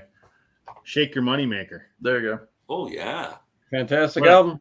What a fantastic, fantastic rock album. Twice as Hard, Jealous Again, Hard to Handle, She Talks to Angels. Their only great album, as far as I'm concerned. They've This never one is matched good. it. And what was the other one? It's kind of got a brown cover, the black and white photo, and it's Southern Harmony, whatever. Southern Heart. Yeah, that one. That one's pretty good too. But this one is the best one, hands down. That's miles better than all the others. I've got the box set for that, and they've got a great live. Oh, album really? too, yeah. Yeah. One of my favorite 90s records. Cool. I'm going to go with this is an album that's a crossover for favorite 90s albums, but it's one that did not get the fanfare, I don't think. I mean, I was not around at the time. Again, 1991, again, I believe. I'm going to go with the Traveling Wilburys Volume 3. Again, obviously, it was the album after Roy Orbison passed away, and they wanted to try to capture the same magic, same kind of studio techniques. They go a little bit harder on songs like She's My Baby and Inside Out. They kind of go with like some almost like, not like I said, like hair metal with She's My Baby, but the guitar is very hard, very, feedback laden. But they also have great songs like Poor House, which is very country, Wilbury Twist, which is a fun song. It was a great video. It had John Candy briefly cameo in it. New Blue Moon, which is a beautiful, like, harmony laden. It's a very Jeff Lynne track with Bob Dylan doing like the bridge. Seven Deadly Sins is kind of like a doo-wop style. So it's got some great stuff on there. Cool Dry Place is like a funny Tom Petty song about storing instruments and not letting them get like humid. So Volume 3, it didn't really yield the hits like Handle with Care or Into the Line, but it's still, I mean, it's a great album. And in my opinion, if Jeff Lynne's hands are on it, you have an above average album every single time. Every time, no matter who he's producing. So, Volume 3. I agree with you, Sam. I love that album. It's great. I would wholeheartedly agree with you on the Jeff Lynne comment. Yes. Yeah. Anything he touches is just, it's got a magical sound to it. And it's a shame that like an album like Zoom, when he tried to get ELO back together, didn't do well because it was just out of its prime. My wife and I, we had tickets for that tour, and it got canceled because it just didn't sell. It was like 1/3 stadiums selling. Yeah. I mean, and then, 18 years later, he goes on tour and he can play wherever he wants. Playing Wembley in the O2. Yeah. I mean, he just needed the time to pass. So, because now he's an elder statesman, so it's like, yeah, we should go see Jeff Lynne. And his voice is still pristine. Yeah. From all that time off. Yep. I'm up. You're up. I am up. Okay, this is a band that took a 25-year hiatus. Glenn will be familiar with the name and a number of the players. Glenn, you know Greg Ridley. Greg Ridley. Why do I know that name? Bass player from? I don't know. Humble Pie. Oh, okay. Okay. Luther Grosvenor, who was also named Ariel Bender. Guitarist for Mott the Hoople. Spooky Tooth. Oh. And their comeback album from 1999 called Cross Purposes. It is Their early albums were freaking amazing. I've never seen them. Yeah. And it's amazing how many bands you can tie into Spooky Tooth. I mean, it's a huge family tree, the offshoots. They did a killer version of I Am the Walrus. Oh, yeah, on the Last Puff album. Yeah. But yeah, so Greg Ridley's in this. Luther Grosvenor, who I said, Mike Harrison, he's pretty much the lead singer. Yeah, But Gary Wright, who everybody knows from Dreamweaver, he also used to be in Spooky Tooth, and he wrote actually the opening song on this, That Was Only Yesterday. It's a fantastic album. It's a really strong comeback, and this was it for them. They were done. But Glenn, you like Spooky Tooth? Try and get this if you can. I will look for that. Yeah. Okay, I'm gonna show an album that maybe Rob's aware of. The guy, you guys probably won't have a clue. Most people watching won't have a clue, but one of the great singer-songwriters from Canada. He really was big in the 70s, was when he had his most success, but had a career all the way through. He sadly died of a heart attack when he was about 50 years old, I'd say. His name is Willie P. Bennett. Now, Willie P. Bennett is the inspiration for a Canadian supergroup by the name of Blackie and the Rodeo Kings, because that's a Willie P. Bennett song. And they made their first album of all Willie P. Bennett songs and named it after one of his songs. And this is his second last album before he passed away. I got a chance to meet Willie a ton of times, and he was a really guy. Wow. Yeah, I got to spend a lot of time with him, actually. And Wow. super songwriter, just fantastic. If you ever look up the name Willie P. Bennett, he's amazing. I know him well. Yeah, but great stuff. All his albums are great. They're really getting hard to find now, especially on vinyl.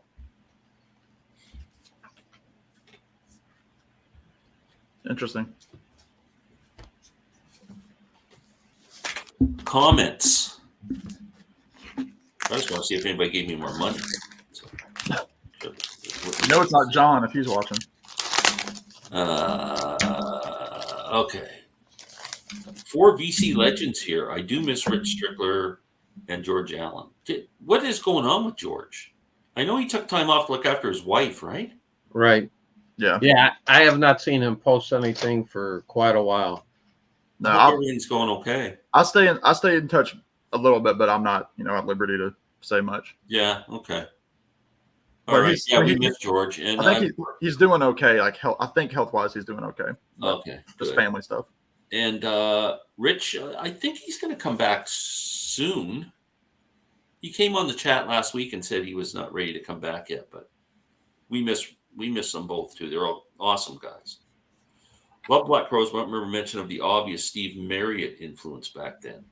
Yeah, kind of. I guess the singer there, I can't remember what Robinson he was, but Marshall Crenshaw put it, Life's Too Short in 91, and it's an underrated and overlooked CD. Steve, what are you drinking? What am I drinking? And what are you smoking?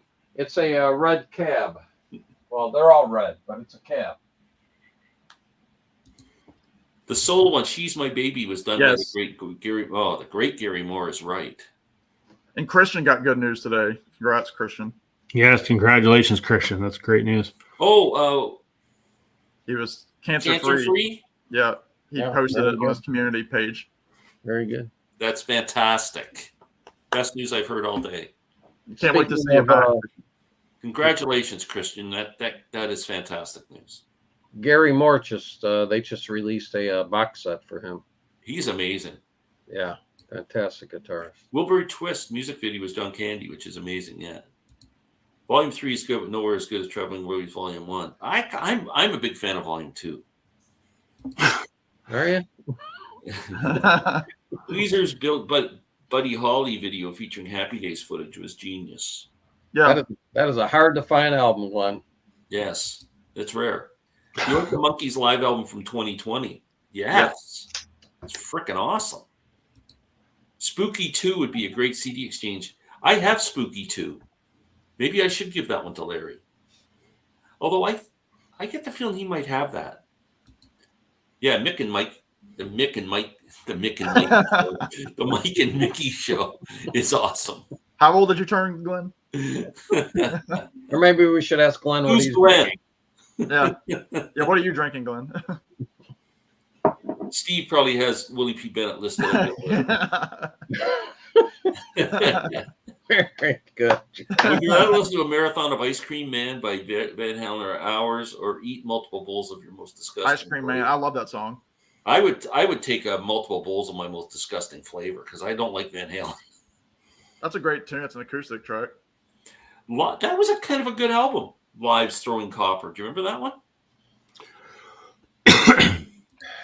No.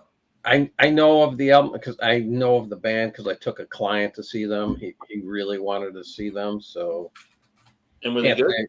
Can't say that I enjoyed the concert. But, No. Okay. All right, Rob, you're up, buddy. All right. I'm kind of going in the singer-songwriter vein from early, maybe mid 90s. I don't know the date. I don't know what the date is on here, but I'm going with Tales by Lisa Loeb and Nine Stories. Ooh, Lisa Loeb. Wow. You don't hear that name very often anymore. No, I like her as a singer-songwriter. Oh. I mean, it's fairly simple acoustic stuff. It's this is her major label debut. This had Stay on it, which was a song that she wrote that topped the Billboard charts while she was still an unsigned artist, and she's the first and only artist to ever do that. And that's what got her deal with Geffen Records. So, yeah, Tales. Wait a minute, what was that, Rob? She went to #1 being unsigned? Yep. Because Wow. what happened was, the story is, she was friends with Ethan Hawke, and he obviously had heard her play that at coffee shops and whatever, and she was playing, and he was doing the movie Reality Bites, and Ben Stiller was the director, producer of that, and he said, you should listen to this song my friend Lisa did, so they put it on the credits of Reality Bites. Then some radio stations picked it up, and it went to #1 in the Hot 100. Yeah, that's a cool story. Yeah. Alrighty, I'm gonna go with one. I don't know if anybody knows it. If anybody would, maybe Rob, but y'all might surprise me. This was just reissued. I had never heard of it in my life until my friend Tommy from Tommy's Musical Adventures said that I need this album. And it was one that he's been waiting for years and years on vinyl. It was only ever released on CD. It is an album by Velvet Crush called Teenage Symphonies to God. Oh, now one of the viewers mentioned Velvet Crush. And it is fantastic. It's a great power pop, jangly album. Obviously, the title references Good Vibrations, because that's what Brian Wilson said. It was full of smile, was a Teenage Symphony to God. And the artwork matches. It's like the same style as like the Smile original concept art. But it came out in '94. The hit, which wasn't the hit, was the song "Hold Me Up." But they do a Gene Clark song called "Why Not Your Baby," and they sing it very similar to Gene Clark. But just fantastic. This was, I think it might still be out there on Back Groove Records. I think they've made like 1,500 to 2,000 copies. But if you want power pop, if you like jangle, get this album. It's a stunner. It's awesome. It's awesome. Amazing. I'll have to give that a listen. You need to listen to Hold Me Up and go from there. All right, I'm up. All right, we're going to the Great White North here, Canada. I may have been there before. 1996. You would know Boom Boom, Out Go the Lights, Mr. Pat Travers. Yeah. Looking Up. This is a fantastic album because this is right before he really goes into his all blues phase, because after this he just becomes a blues musician, which a lot of those albums I do like, but there's still a lot of rock here, and this is just a really solid album. I'm sure I own one of the few copies that were sold, because Pat Travers was not selling much music in 1996, but he produces this, and this is on that, what is that label? Is it Shrapnel, which became very associated with metal and heavy rock during the 90s and early 2000s. Yeah, Mike Varney, that's the guy from that record studio. So Pat Travers, Looking Up, get it if you can find it. Wow, that's cool. 1996. Oh, Canada. Okay, speaking of Canada, let's keep it rolling. Rob's favorite band. I went with I didn't show that because I knew you would. Yeah. I'm sure you got a Blue Rodeo coming, but oh yeah. Between this and Outskirts, they're my favorite Blue Rodeo albums. That's a fantastic record. It's That's a fantastic record. Everybody's doing this record. that's. I mean, I like Outskirts the most, but Yeah. most people think that that's their career-defining album. Yeah, for sure. yeah, it is great album, and it was kind of influenced by Neil Young. This album, Yeah, they and was recorded over 5 days in July. yeah. Of which era Neil Young was it influenced by? I'd say more Harvest type Harvest. stuff. But the first song, 5 Days in May, is kind of a ballad, but then goes into this kind of raunchy, Neil Youngish kind of crazy horse guitar sound to end the song. So The guitar it's solo more is of a- terrible because Greg screws it up so bad, but they just kept it because it was live. it really worked. Actually, It does. It's so much better now because they have Colin play the guitar solo, and Colin is an incredible guitar player. Yeah, this is a great album. Blue It is. Rodeo, 5 Days in July. Yeah. If anyone wants to try a song off of there, just go on YouTube and look for "Hasn't Hit Me Yet." Oh yeah, great song. That's almost anthemic. When Blue Rodeo plays that, they play it at every show. And what happens is Greg walks up to the front of the stage. He plays the first 4 bars of the song, and then he just stops, and the entire audience sings, and you can hear the words clear as day because everybody knows it. And he stands there, and the band doesn't make a single sound. The audience sings the first verse and the first chorus, and then the band kicks in. Yeah. And that happens at every single Blue Rodeo show. It's crazy to hear 5,000 people sing that song. That's where I heard that name. Rob from Obscure featured Lisa Lowe recently. Yep, he did. I have the Reality Bites soundtrack. Velvet Crush, yes. It's awesome. I like Time Wraps Around You off that Velvet Crush album. Ethan Hawke's daughter Maya, also an actor, has a great acoustic album out that I think Rob would like. I tried and I don't like it. Ah, there we go. I haven't heard the whole album. I've only heard a couple songs and I wasn't impressed. How many hours? Too funny. At least 2 hours of Ice Cream Man, LOL. We're back torturing ourselves with Ice Cream Man. Unless you're lactose intolerant. Did Kim Mitchell fall off the 90s? I'm a wild party, always seeing forest to me. I don't think that was Kim Mitchell's biggest era, the 90s. I think more the 80s with Might As Well Go for a Soda and all Max those songs. Webster. And Patio Lanterns. And John Entwistle, by the 90s, wasn't Kim Mitchell a DJ on Chum FM? I thought that was 2000s. Okay. John Entwistle, Smash Your Head Against the Wall, and Pete Townsend's Who Came First are two of the Who's best albums. I agree. I think they're both great records. I saw Pat Travers' band open for AC/DC, the Aragon Ballroom in Chicago, 1979. That was Bon Scott. I was not there, but I did see Bon Scott with AC/DC at a Chicago suburban bar in 77. It was AC/DC's first American tour. Wow. 79, I was in the Air Force. I was out in Washington, D.C., so I didn't get to go to that concert. Diamond Mine is pretty good as well. Yeah, all their records are good. The first half dozen albums are incredible. Diamond Mine is a great Bobby Weissman album, keyboard player. He really shines on that record.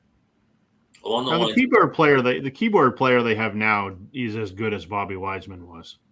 He does that really moody experimental stuff. You are right, Alex. 90s power pop. The two records by Jellyfish are Those are two fantastic albums. I've never heard of them. Oh, fantastic. Matt Street is a big fan of Jellyfish. Overrated. Overrated. Overrated. All the Entwistle solo albums are worth spinning. I don't have them, but I've heard them, and they are. Yeah, I think Glenn and me and Josh will be the only people who know Rick the Camp is. Yeah. Jellyfish and Jellyfish. Okay, Rob, you're up. Fantastic. Jellyfish. Gotta check. What are they, like a power pop band too? Yes, very much so. I'm going back to 1991, and I'm keeping it going with Canadian content, following up Glenn's submission.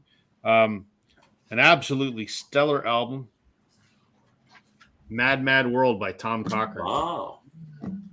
Tom Cochrane was part of another band called Red Rider, who he left and went solo, and now still tours with them as Tom Cochrane and Red Rider. This had some huge hits on here, but for my American friends, you'd know Life is a Highway, which was covered by some shitty country band. But there's a ton of Canadian hits on here. Life is a Highway, Mad Mad World, No Regrets, Sinking Like a Sunset. There's a bunch of them, but this is a great rootsy rock kind of. Yeah, I mean, it's. I guess Tom Petty-esque, I guess, is maybe a pretty good way to describe Tom Cochrane, but probably this and Victor Day would probably be his best album. So, the original album cover doesn't look like this. It actually has this picture. Right. That's what the original album cover, and it says Mad Mad World down the side. But on the vinyl reissue, they made a much better cover on it. So, Tom Cochrane, Mad Mad World. Now, the other day, Rob, I posted a video for, it's part of the 2000s Lost Classics. I did a Tom Cochrane album. Oh, yeah? No Stranger. Oh, great album. I love this album. To me, this is the best Tom Cochrane album for me. But what it's up there for me. Yeah. But what I love about doing these kind of things, you do a little bit of the research. Jeff Jones, the original bass player from Red Rider, he's also on here, but he also played bass with Ocean, the band that did that song "Put Your Hand in the Hand of the Man." Oh yeah, I didn't know he was in in that band. Really? Yeah, Wow. and he was also the first bass player for Rush. Yeah, it was him, Alex Lifeson, and John Rutsey. No shit. Yeah, oh, that's interesting. Didn't know that. yeah. Wow. So, all right, top that, Glenn. Is it Sam's me? turn. It's me. I'm gonna go with the. Well, which one? I'll do this. I'll appease Glenn here. This is 1999. I believe, and Glenn can correct me. I believe this is your favorite album by this artist. Mule Variations. It is by Tom Waits. Why didn't I pull that? Yeah, I mean, obviously, none of Tom Waits' stuff were blockbuster, type albums. But this album, I mean, it's got the weird Tom Waits, like the creepy, like what's he building in there? Big in Japan.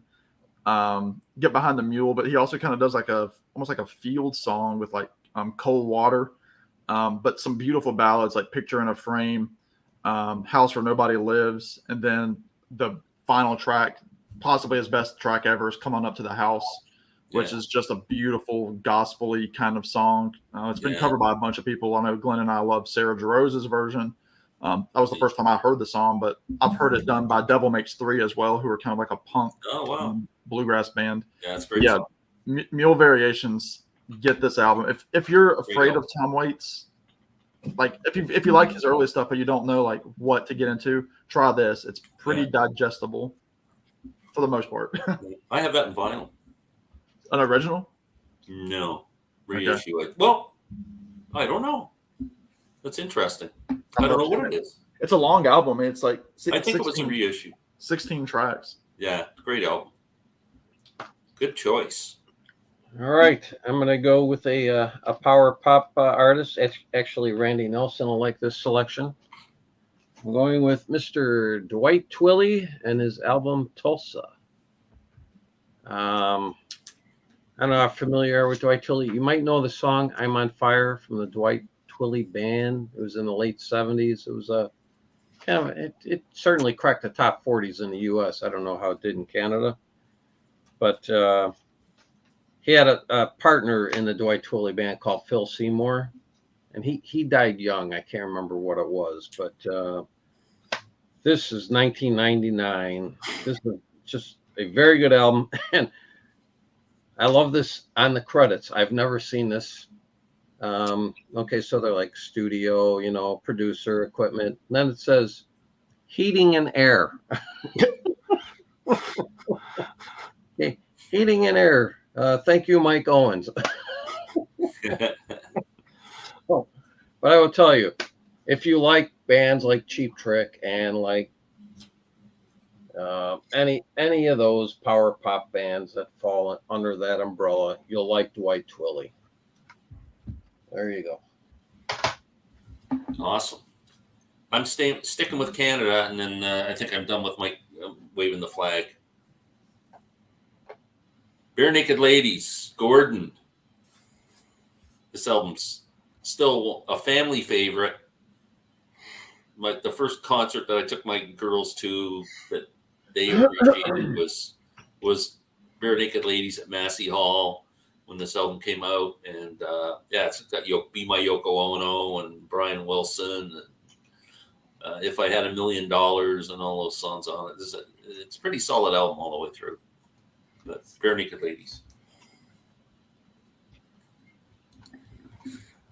Great memories of weekends at Wasaga Beach. Oh my God, Wasaga Beach. I grew up up there That's in the summers. a famous cottage area north of Toronto. That was Party Central. Yep. Crazy. I had a cottage on 34th Street. Oh, wow. Yeah, family. That was where we used to rent until we bought our cottage up near Fenland Falls. That was where we used to go every year. Was Wasaga Beach. We owned one, and then we owned 3 across the road that we rented out to people. Oh, wow. That's crazy. Why is that such a Canadian thing, having the cabin?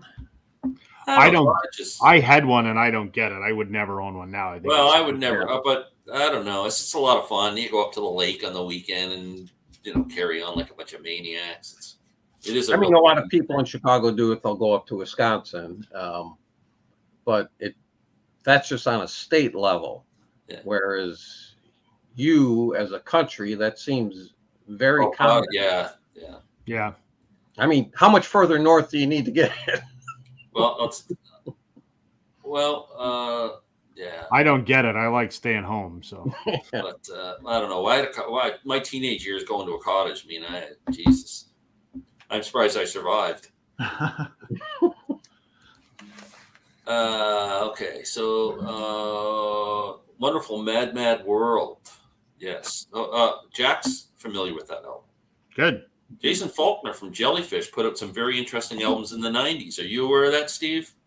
Yes, and actually he plays on Jason Faulkner and what's his name? Manning from Jellyfish. They both play on Cheap Trick's album, the latest. They're guest musicians on that. I'm waiting for Steve to bring up Roll the Bones as his favorite 90s album. I did respond to Alex. You'll see it a little further down. Styx and Journey still had their OG lead singers for part of the 90s. Yeah, I hate those bands. But that's okay. I have a Tom Cochrane 2 CD best of, including the Red Rider stuff. Yeah, the Red Rider stuff was great. It's great. Lunatic Fringe. They also had some crap, too. But Yeah. The one album, As Far as I Am, was a really good album. That is a good album, David. That's the worst album cover of all time, though. As Far as I Am is the worst album artwork. The Jayhawks. The Jayhawks is a band that I can't seem to find an album I like from, but I don't know what it is about those guys, but I hear so many good things about them. I got a couple of them. Roll My Bones, Alex. That's my response. Remember the low gas prices from the 90s? What was it? Probably like 8 cents a gallon or a liter or something. All the world's a stage, damn sir. At least take me out to dinner first. Do you like when Chicago turns the river green? I don't think Steve likes anything about Chicago. No, I responded to that also. Tom Cochrane recorded live with the Edmonton Symphony Orchestra. It's a must-have. I thought that was Procol Harum, but I didn't know they did that.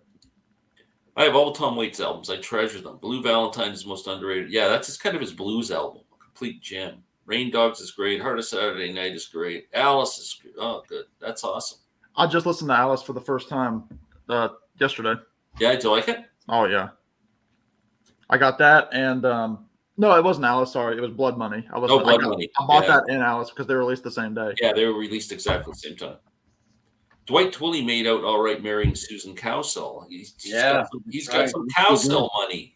Oh, he did. Yep. I just got Led Zeppelin 2 and Physical Graffiti on CD today. Congratulations, 2 fantastic records.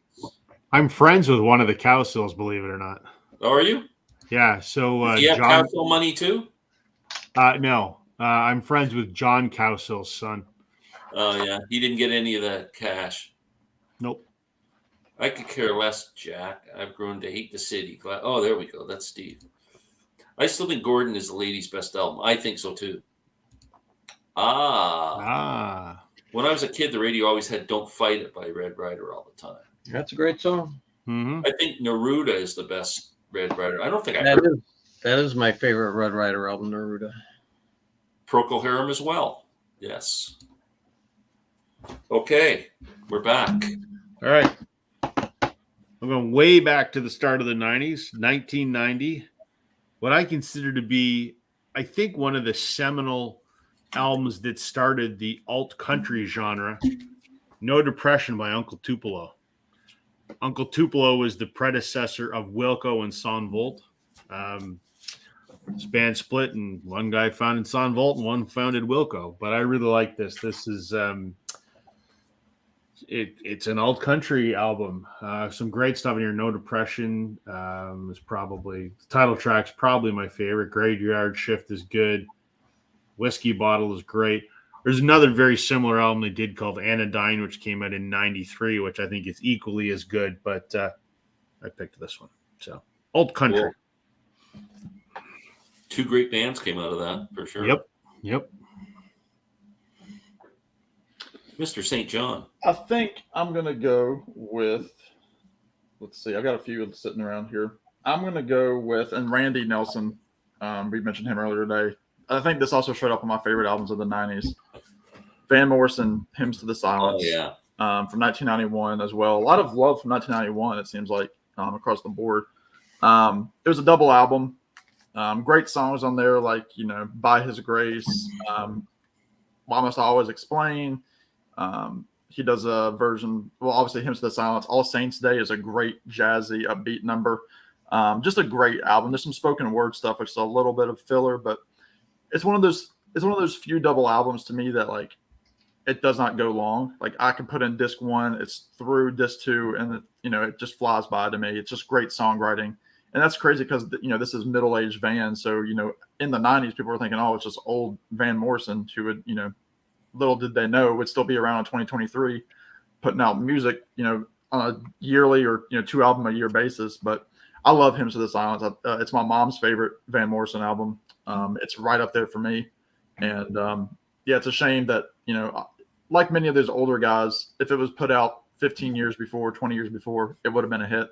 But music was changing so much that it wasn't going to happen. But "Hymns to the Silence." My favorite track on there is "I'm Not Feeling It." Oh, yeah. I'm not feeling it anymore. And Tom Jones does a killer version. Yes, he does. Yes, he does. All right, I'm up. Does anybody have a pet peeve about box sets? I love box They're sets. too expensive. I love box sets. Actually, if I could do it all over again, there's a lot of albums I would not have bought, and I just would have waited for the box set, But this box set, do you know what it is? Unless you're looking at the face? No, I hate that when they don't print anything on the side. I don't like that on the side. That the spine should have the name on it. Yes. Yeah. Yeah, it's like a book. Yeah. Well, it's Brian May. Oh wow. His album, Back to the Light. It's a fantastic album. It's the best album that Queen never made. It's better than Hot Space and A Kind of Magic and The Works. It's a fantastic album. He's got an all-star lineup on here. He has Cozy Powell on drums. John Deacon plays bass. Wow. Don Airey keyboards, who took over after John Lord passed away for Deep Purple. Just a solid album, fantastic album. But we sold it as a box set, but you know what you got in this box set besides the album? You got a little booklet, not much to it. And you got this pin, which I've never worn. Who gives a shit? That is it. That is it. Sometimes I take the pins and I'll put them on a hat or something. Just so I have them. Granted, it does have the album and the CDs, but it was not worth the money I spent on it. But I love the album. I had only had the CD, and it was the only way to get it on vinyl, I think, at the time. So it is a fantastic album. Like I say, it's better than probably 4 or 5 of Queen's albums. So if you like Queen, you would like this album, especially if you like the songs that Brian May sings, like 39 and stuff like that. Check it out. Awesome. I'm going jazz on this one. Oh, cool. One of my all-time favorite jazz albums, the greatest sounding album I've ever heard in my life. I think this album is just so well recorded, so well respected for that reason. It's Patricia Barber from Chicago, and the album's called Cafe Blue. This is a freaking great album. I mean, just it's really easy to listen to, but it's really adventurous too. It's almost got a psychedelic kind of feel to it with the guitar and that. Very sparse arrangements, and she does great cover of "Ode to Billy Joe," the Bobby Gentry song on here, and she does "A Taste of Honey" on here, which the Beatles did. Fantastic record. Huh. Unbelievably good. I remember you showed that. Did you have the SACD? I had the SACD, which is, I sold it for $120. Just that CD? Yeah. Good night. Yeah. Sheesh. Okay. Oh, Steve went into the wardrobe. Oh, I hope he's not taking his clothes off. Or using the bathroom with the door open. Okay. Well, where's the flush sound effect? It's like some All in the Family. Okay, we got Any Love for B.B. Gabor. That's a Canadian artist that I know, but I don't know any of the songs. What is everybody's favorite Eagles album? Desperado by a mile.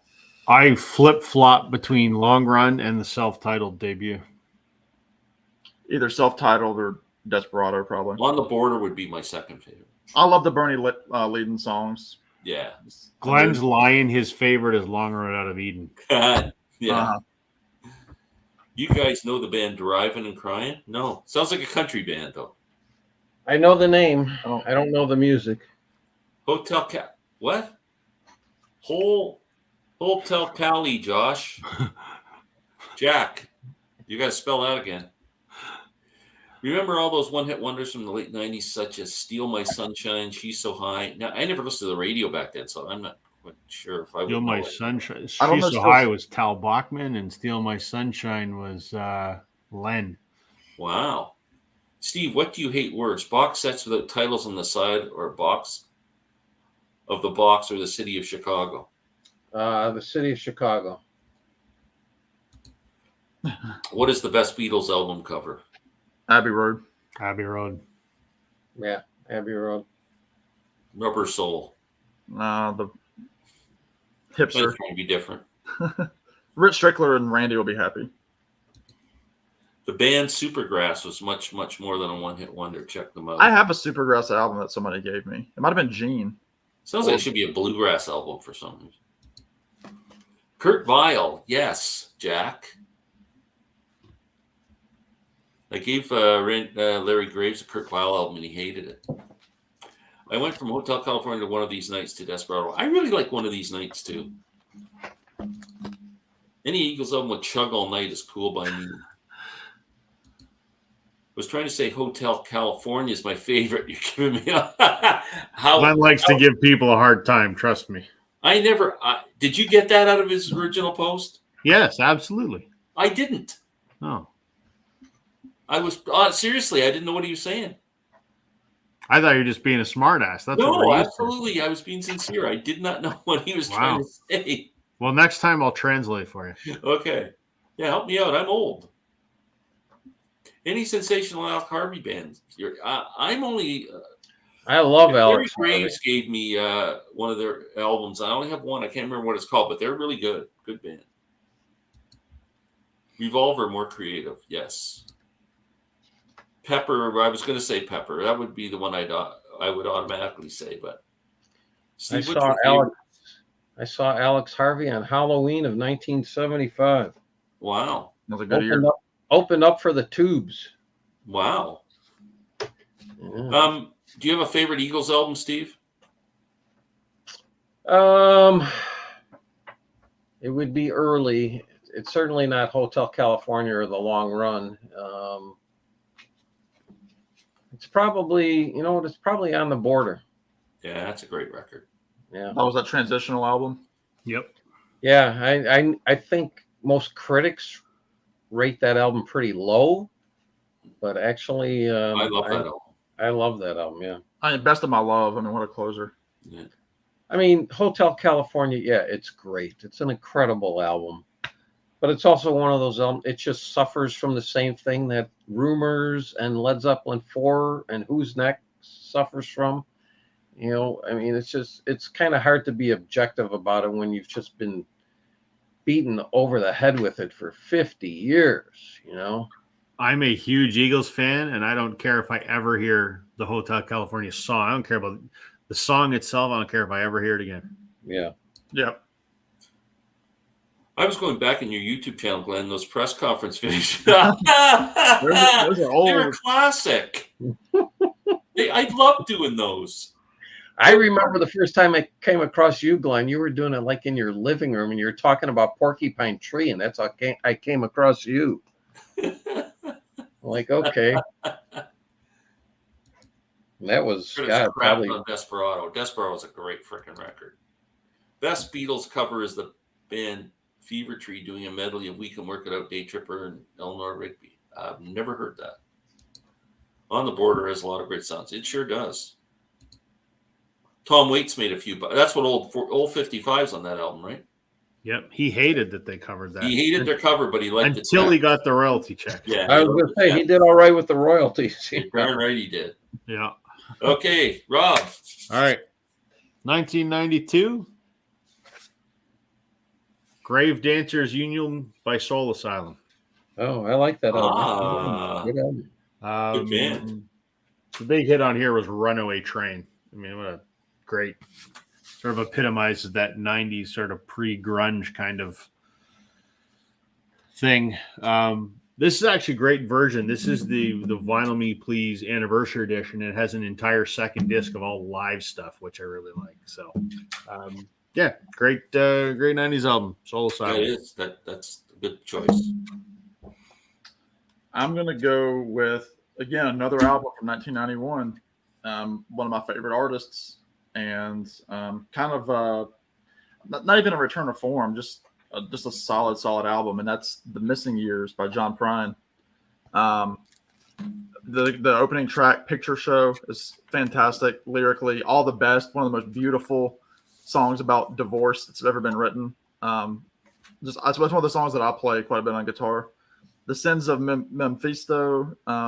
That's a great song. That's my favorite song on the album. It's a Big Old Goofy World is another one. Daddy's Little Pumpkin.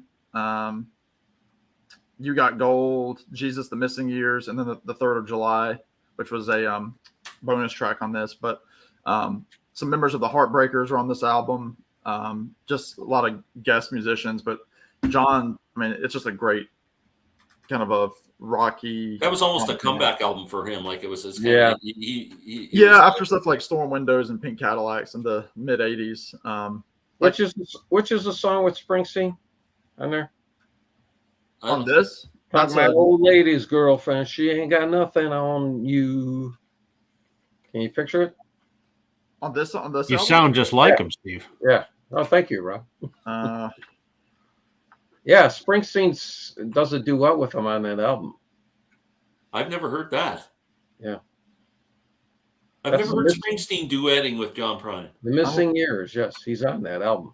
I don't think he is. I will cut you my life. Yes, he is. Take a look at my heart. Oh, yeah, really? I haven't heard that album for a long time. Wow. Tom Petty, Bonnie Raitt, and Phil Everly are also on this album. Wow. Yes. Very good. All right, Glenn, what do you owe me? Well, you've already bought me a CD player. So... Yeah, we're calling it even. Okay. I'm up. Yes, sir. What was the box? Oh, when the Clapton box set shows up, I'll figure we're even. Sure. Okay. Although it seems you owe me a second time here, but okay. All right, from 1992, a member of Fleetwood Mac, Mr. Lindsey Buckingham, Out of the Cradle, his finest album by far. This album, my God, Glenn, if you want to test out your CD player, this is certainly one of the 5 to go to. This is just a fantastic album. Awesome. I love this entire album. My wife really doesn't care much about music, but if she's going to go somewhere where she might be in the car for 45 minutes, an hour, or whatever, I know to throw like one of 5 CDs in the car for her, and this is one of them. But besides my wife's taste in music, I will tell you this, man, I just love this album. And this is all Lindsey. I mean, there's just a spattering of guest musicians who might play bass on one song and drums on another and keyboards on another.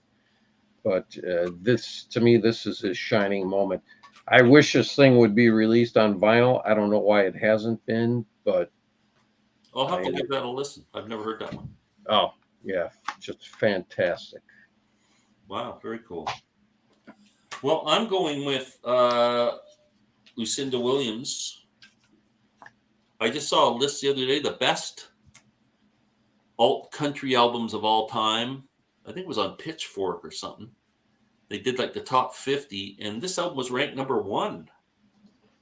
Car Wheels on a Gravel Road. This is a freaking great record. Really put her on the map. And yeah, her autobiography is coming out very shortly, which I'm interested in. But great record. Steve Earle plays on this, a few other people. Awesome album. Did you see her interview on CBS? No. Like, it was on. She was interviewed Sunday, and also the same day Paul Simon had an interview as well. But yeah, I saw Paul. Yeah. It was really good talking about her stroke and just Yeah. kind of starting late in life with her music. Yeah. I think they said she was 41 when that album came out. Yeah. Yeah, that was her breakthrough. I know, it's crazy. Yeah. Do we want to? How many more do we have? Do we have How many do we have left? We're running out of time, and I think we should do our top 3. Like do your Do top. them all together. Yeah. Do them Yeah, all. I don't. This isn't ranked, but yeah, I've got 3 more. Yeah. Rob, go ahead. All right. This is an album that unfortunately was recorded in 89, came out in 90. This person's dismissed often as a one-hit wonder, though she did win a Grammy for her second album. Alana Miles. Oh, yeah. That's a good album. Monster hit, Black Velvet. Had a lot of other Canadian radio hits on here, too. Rock This Joint, Lover of Mine, Kickstart My Heart. People just don't ever bother to give this album a listen because Black Velvet was such a monster hit. And she's done squat since then. She plays like tractor pulls now, which is a shame. But this is an absolutely phenomenal 1990 rock album. So that's that one. What's a video with me in it that doesn't mention Blue Rodeo? So I went a little different route than Glenn did. Lost Together. Oh, yeah. Great album. From 1992. This is their 4th album. The song on here, Lost Together, there is not a Canadian in this country that doesn't know that song. And even if they don't know it, when they hear the chorus, they go, oh, yeah, I know that. It's that ingrained in our musical consciousness, and they close every show with it. And it's incredible. This is a great country rock, roots rock album from the 90s. Awesome. And number 1 for me, most people would have figured Blue Rodeo was number 1, but no. This just got released on vinyl for the very first time about a month ago. Amanda Marshall's self-titled album. Interesting story. She released this in 95, did 3 albums, and then in the early 2000s had a contractual dispute with her manager, which caused her to put her career on hold for 15 years and make no new music because she didn't want it to get embroiled in the lawsuit. It's been resolved. She's on tour just now. She just toured for the first time in 20 years. This is an incredible record. There's 7 radio hits on here in Canada. The only one that did anything in the States is a song called Birmingham. which charted in the top 20 in the U.S. She toured all around the world with tons of, she opened for Whitney Houston when she was touring for this album. This is an incredible, incredible, incredible album.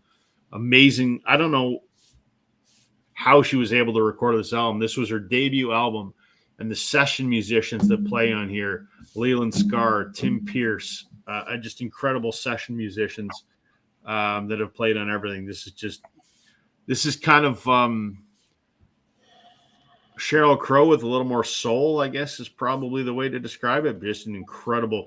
This is a landmark album in Canada from the 90s. So it's a What shame. label was she on? Sony. Okay. Sony. That's it. Cool. Well, I am going to two of the three are going to be very Beatles centric. Even though I've already shown Trevin Wilburys that features George, I'll feature two other Beatles. I'm going to go with Time Takes Time by Ringo Starr. It's probably my favorite Ringo album. Multiple producers on this. Again, Jeff Lynne being one of them. Don Was, Peter Asher, and Phil Ramone are all on this album. It was kind of Ringo's return to form after he sobered up after the 80s and had a really bad string of albums like in the early 80s, like stuff like Stop and Smell the Roses or Bad Boy and stuff like that. And this was just, again, it was just before the anthology albums because, again, 1992. So you were starting to get kind of that feel like, what the Beatles might have sounded like in the 90s kind of thing. But, guys like, Ben Mont Tench is on this album. Obviously Ringo is doing the drums. Mark Hudson is a name that you see a lot with percussion. I think that Jeff Lynne obviously is all over. Jim Horn, who is a big player. I believe McCartney's on there somewhere. So it's a great Ringo album. It's not your typical sappy Ringo stuff. It's like Ringo and Jeff Lynne do an album together, and that's what it is. So Time Takes Time for me from 1992. I'm going to jump ahead to 1995 with Flaming Pie by Paul McCartney. Again, somebody else just mentioned this as well. This was McCartney being rejuvenated after the anthology series, saying he wanted to get back into songwriting, kind of like the Beatles. Wanted to really see if he still had his chops, at this point, being in his mid to late 40s. And he did. It's a killer. There you go. Again, original first press. I'm going to say, originally, you've got Jeff Lynne on here. So you've got that, again, the anthology, keeping that spark alive. Ringo's on here. Steve Miller's on here on a couple of tracks. Unfortunately, this is when Linda was becoming sick. So that kind of looms overhead that I think this is the last album that came out while she was still living. Flaming Pie is great. Calico Skies is on here. Just a really, really great Paul McCartney album. People that give up on McCartney after the 70s, check this out. And lastly, if I were to say I have a number one, this would probably be it because I wasn't doing any kind of ranking, but this perfectly fits what we're talking about with albums that didn't get full on, they didn't hit the stratosphere. And the reason this one didn't is because the album prior to it was considered his masterpiece, one of his masterpieces, and that is She's the One, Tom Petty and the Heartbreakers, obviously the follow-up to Wildflowers, which a lot of people consider his greatest album. This was also doubled as a soundtrack to the film, which did not get any kind of major accolades that I'm aware of. So it's kind of set up like a soundtrack in that you've got like the closing song is called Airport. Then you have another instrumental called Hop on Board. So you have two little like interlude instrumental pieces, but beautiful songs on here like Walls. You have two different versions of Walls. You have Angel Dream, two different versions. Zero from Outer Space, which could also fit Glenn's F-bomb list. They do Change the Locks by Lucinda Williams. Hung Up and Overdue, which had Carl Wilson on it as well. Lindsey Buckingham is on this album. And the Heartbreakers are just playing fantastic tracks. California is this breezy, jangly kind of ode to California where the Heartbreakers really broke out. So She's the One, Tom Petty and the Heartbreakers from 1997. Cool. Finish it off. Before Steve takes over, Josh said I've been here a while and I still don't know what the theme is. It's albums from the 90s. We're doing something right. Welcome to the club, Josh. Okay, are we doing 2 or 3 here? Is it 3. 2 or We're doing the last 3. Three. Okay. Pay attention. Before the aforementioned Jellyfish and their album Belly Button, a pure piece of power pop. It is, if you like the Beatles, if you like Tears for Fears, like Everybody Loves a Happy Ending, you're going to love this album. All right. These are all from 1992, actually. Aztec Camera, their album Stray. And actually, the song that's on here, what is it? Good Morning Britain, co-written with Mick Jones from The Clash. But there's more to it than that on this album. This is, there's very just melodic, like piano pieces, but also just kind of great power pop too. The song, The Crying Scene, that's a top 40 hit easily. And then Roger McGuinn, Back from Rio. King of the Hill. All-star lineup on this. I mean, Stan Lynch, Mike Campbell. All the Heartbreakers should be on there. Yeah, Elvis Costello, David Crosby, Chris Hillman. It's a who's who, really. Yeah, Tom Petty's on here, Timothy B. Schmidt, Michael Penn. And what's actually funny, I mean, this is 1990, and there's a song on here called Talking on the Car Phone. You know the song, right, Sam? Yeah. I think so, yeah. Yeah, so. When I saw McGuinn and Hillman with Marty Stewart back in 2018, at the end of the show, obviously it was a year after Petty died, they did a Petty tribute, and they sang King of the Hill. It was the first time that McGuinn had done it in a long time, because he wrote it with Tom Petty, and it's a duet. So, yeah, love it. Yeah. I don't think that's ever come out on vinyl either, has it? Do you know of it? I don't think so. No. I've never seen that on vinyl. Yeah. Those are my final 3. Okay. My top 3. My latest obsession has made my top 3. Joe Strummer and the Mescaleros.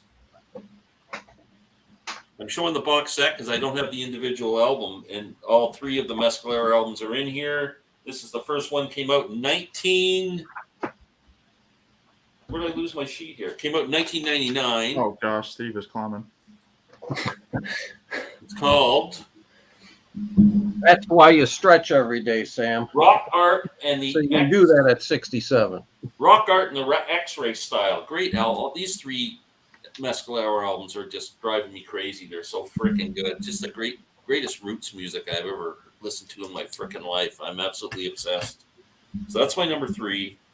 My number 2, one of my musical heroes, Bela Fleck. I show this album quite a bit. Bela Fleck and the Flecktones. Flight of the Cosmic Hippo. Try and find this on vinyl. I dare you. And that's my number 2. And number 1, greatest Canadian band on earth. Lowest of the Low. Shakespeare, My Butt. Everyone should own this album. It's fantastic. All their albums have been reissued. They're available on Amazon.com, Amazon.ca, all for affordable prices now. Great record. Sounds like you're getting a kickback here, Glenn. Are you? The hat and the What did I see in our email earlier today that you were going to pick? Yeah, you did.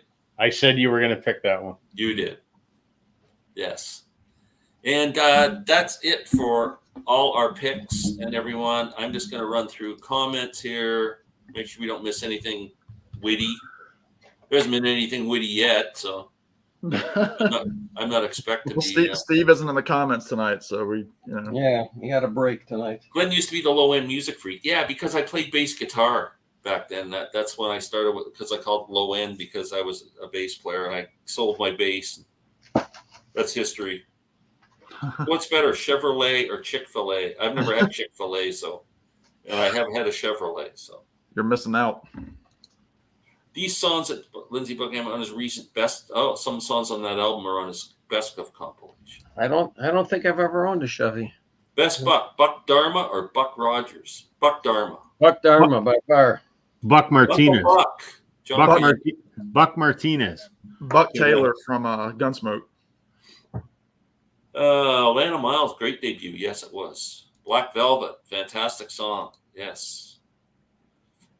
Josh, DMV, good call. Whatever your call was, it was good, Josh. I like to stop and smell the roses. Another good Ringo album. I've been here for a while, still don't know what the theme is.